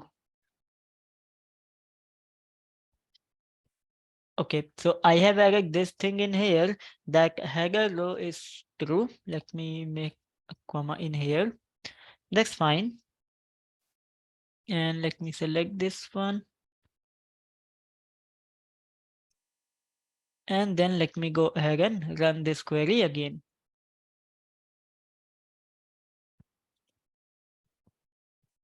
Okay, let me go ahead. Let me go with that specific area in my file. And I want to see top 100 row. That's okay. Let me run this query again.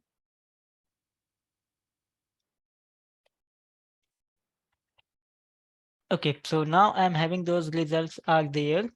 Then let me make this change into the query, and here you can see the header row is equal to true. Let me run this. And result is not typed correctly. Let me run it. And then here you can see that the product ID, product name, product category, and list price is going to be show me as a header over there.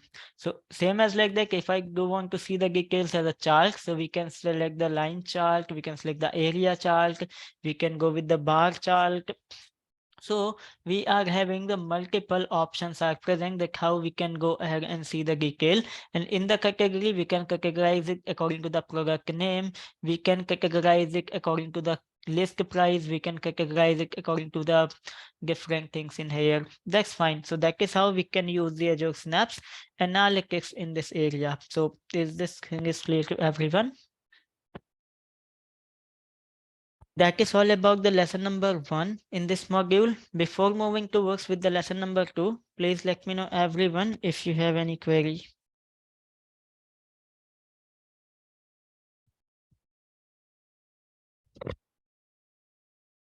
All right, so let's get started with the lesson number two. That is talking about the stream analytics in here. So in the stream analytics area, we have to understand two different concepts, the batch processing or the stream processing. So the data processing is simply the conversion of the raw data into the meaningful information, and we are using the different processes for the same. So in this specific area, we are having the two different options are present, two different ways are present in which we are processing the data. The first one, that is a batch processing, and the another one, that is a stream processing. So in the batch processing, we are having the multiple data records are collected and stored before being processed together in a single operation. In the stream processing, in which a data source of data is consistently monitored and processed in the real time as a new data event occurs over there. That's okay. So in the batch processing, we can say that when we are talking about the batch processing, so for an example, if the road is busy with the large number of cars driving along with the frequent interval, so this approach may be impractical, and note that you don't get any result until you have parked a batch of cars or counted them. So a real world example of batch processing is the way that credit card companies handle the billing things over there. So the customer doesn't receive a bill for each separate credit card purchase, but 1 month bill for all the months purchase the customer is getting over there. So where we have to process large amount of data in a convenient time, then we are using the batch processing related thing. In the stream processing, that is a new piece of data that is processed when it arrive, and unlike the batch processing, there is no waiting until the next batch processing interval data processed as individual units in the real time over there. So just for an example, in area that for a better approach to our hypothetical car counting problem might be to apply a streaming approach by counting the cars in real time as they pass with the specific area over there. So that is the way where we are using the stream processing over there. So that is the major difference between the batch processing and the stream processing. So where we are processing the data in a live manner, so that is the type of processing which is known as a stream processing. And where first we have collected the data, again we have start processing on the data, then that thing is going to be known as a batch processing over there. That's okay. So in that specific area, if I'm talking about the real-time processing with the Azure, so for the same, we are having the Azure Analytics in place. So by using the Azure Stream Analytics, we can create the individual Azure Stream Analytics job and the cluster, and then we can ingest the data from the different inputs such as Azure Event Hub, Azure IoT Hub, Azure Block Storage, and then we can process the data with different queries. And once we have the results in place, then we can send those results to the Azure Blob Storage, to the Azure SQL database. We can send the result to the Snaps Analytics, Azure Function, Event Hub, or the Power BI as well. So we have multiple options are present where we can send the data itself. Then here you can see the real-time log and telemetry analysis over there. So for the same, if I'm topping this one, so the Azure Data Explorer is a standalone Azure service for efficiently analyzing the data. So you can use this service as the output for analyzing the large volume of diverse data from the data source, such as website, such as application, such as different type of IoT devices. So just for an example, by outputting the Azure Stream Analytics log to the Azure Data Explorer, you can complement the Stream Analytics low latency alert handling with the Data Explorer's deep investigation capabilities over there. Next, okay.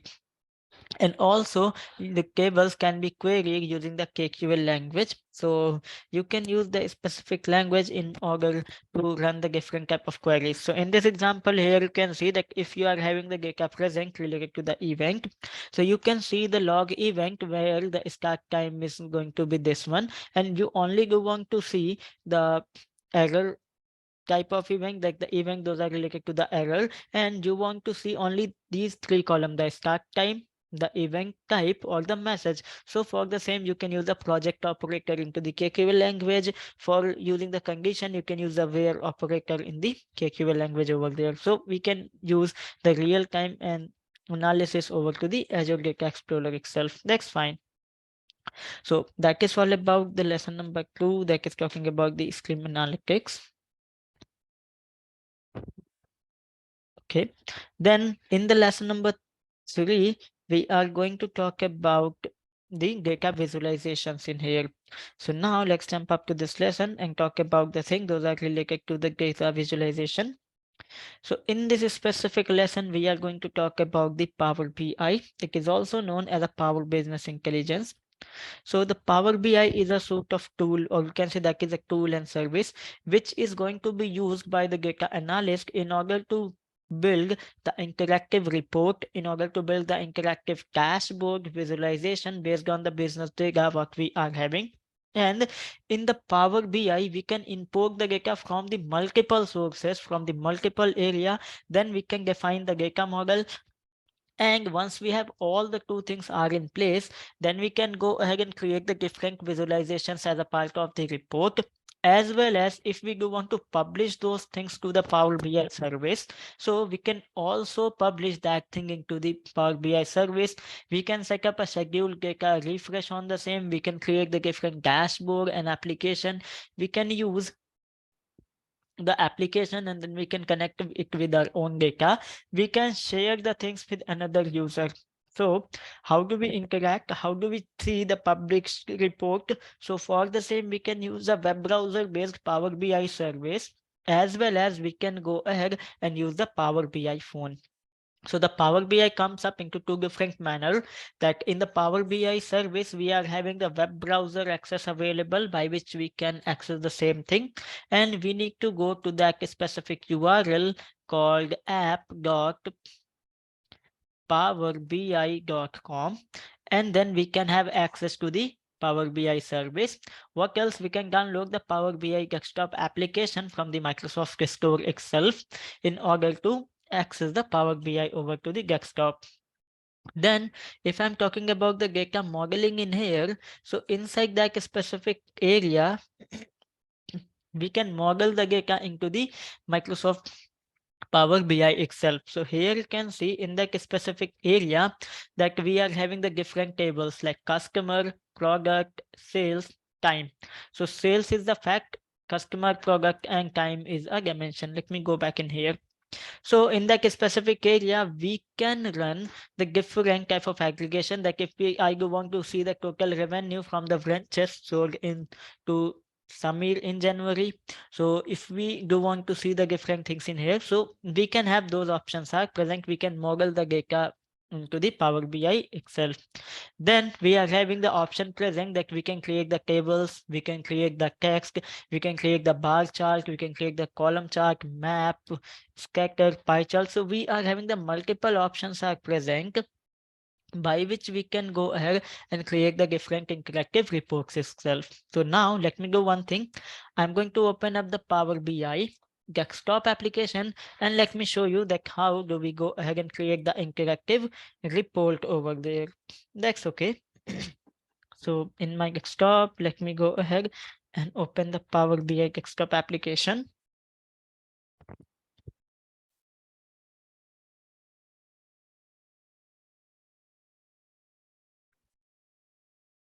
So it is opening up.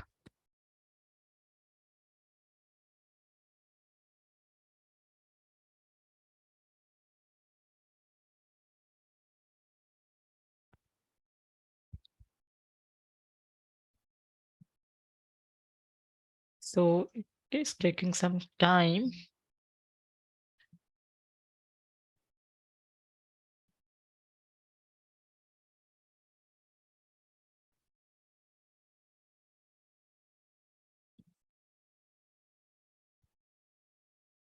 And here you can see this is my Power BI desktop application.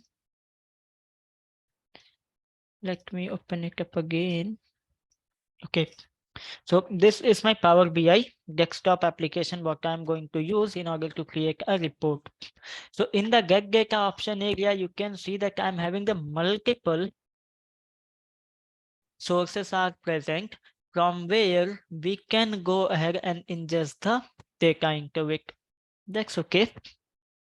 So as of now, I'm going to use the web as an option, but however, I'm having the different data sources options are present from where I can ingest the data into the Power BI.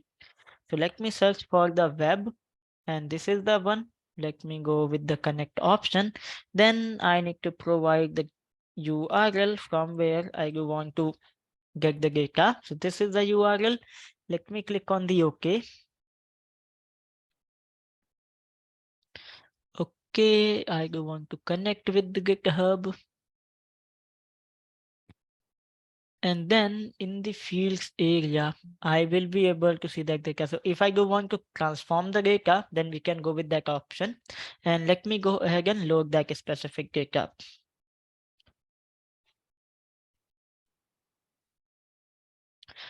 So here you can see it is creating a connection model, then it is importing the data into the Power BI. And based on that data, we are going to create a report over there.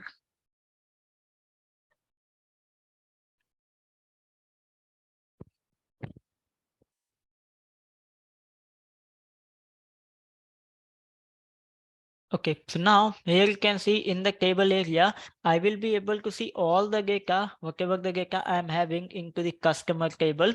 In the data model, I can see only one table in here. That's fine. Now, what the next thing I'm going to do, let me go to the data again. And from the web, I do want to import the order data and the product data as well. So for ingesting the product data, let me copy the another URL. And now I do want to import the order data from the GitHub. Let me log it as it is. And then I'm going to import the order data as well, just after the product data. Let me go to the web. And from this area, I do want to import the order data itself. So now here you can see in the field section, I'm having the customer, product, and the orders are available. That's okay. In the table format, in the data format, I will be able to see all of the data, whatever the data I have ingested into it. In the model area, I can see all the data that I am having the relationship created between the data.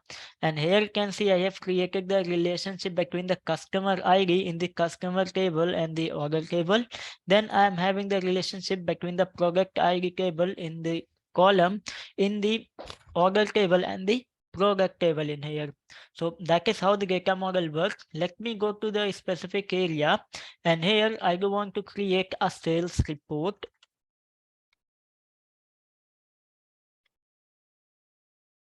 And let me increase the font size. I do want to make it bold, and let me change the color of this specific area. Okay, so this is going to be my sales report. And I do want to generate this sales report. First of all, I do want to view a table.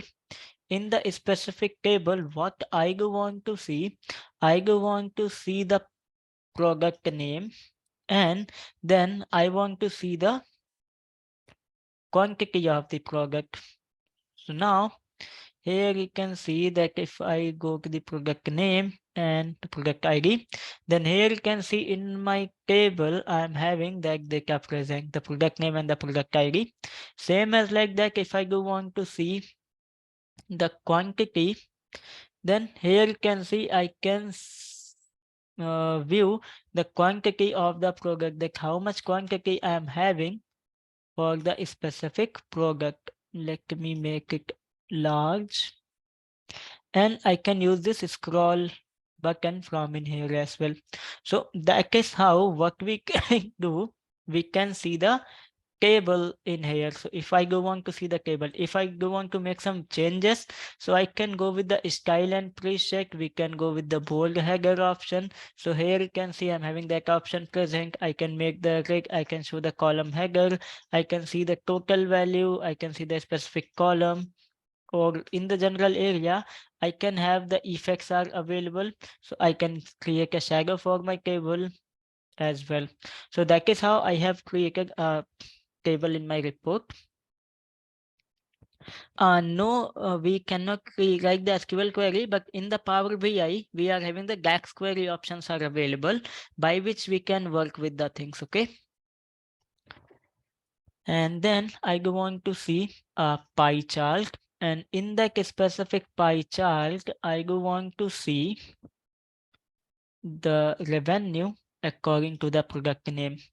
So here you can see according to the product, I will be able to see the revenue. So the sum of the revenue by the product name.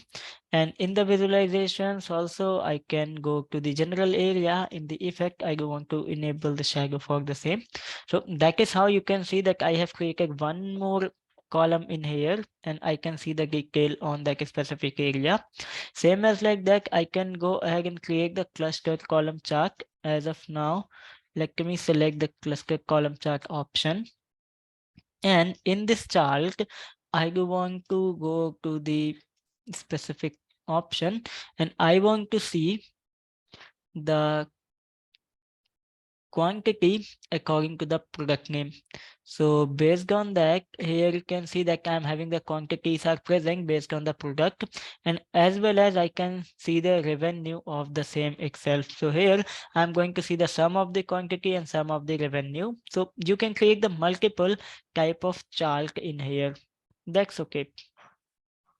Then after that, once I'm having that option present in this area, I'm having this chart also present. So you can make it more attractive by giving them effect and other things. So that is totally optional. So that is how we can create a report. You can also add a slicer into your report. So here I have added a slicer according to the product name. So as of now, here you can see that I'm having the multiple product names are available. So if I go on to see the detail only with all products, so I can go to the slicer setting, and here I can enable this option, that is single select option, or I can go with show select all button. So here you can see if I select all, then I'm going to see the data based on the all product what I have selected.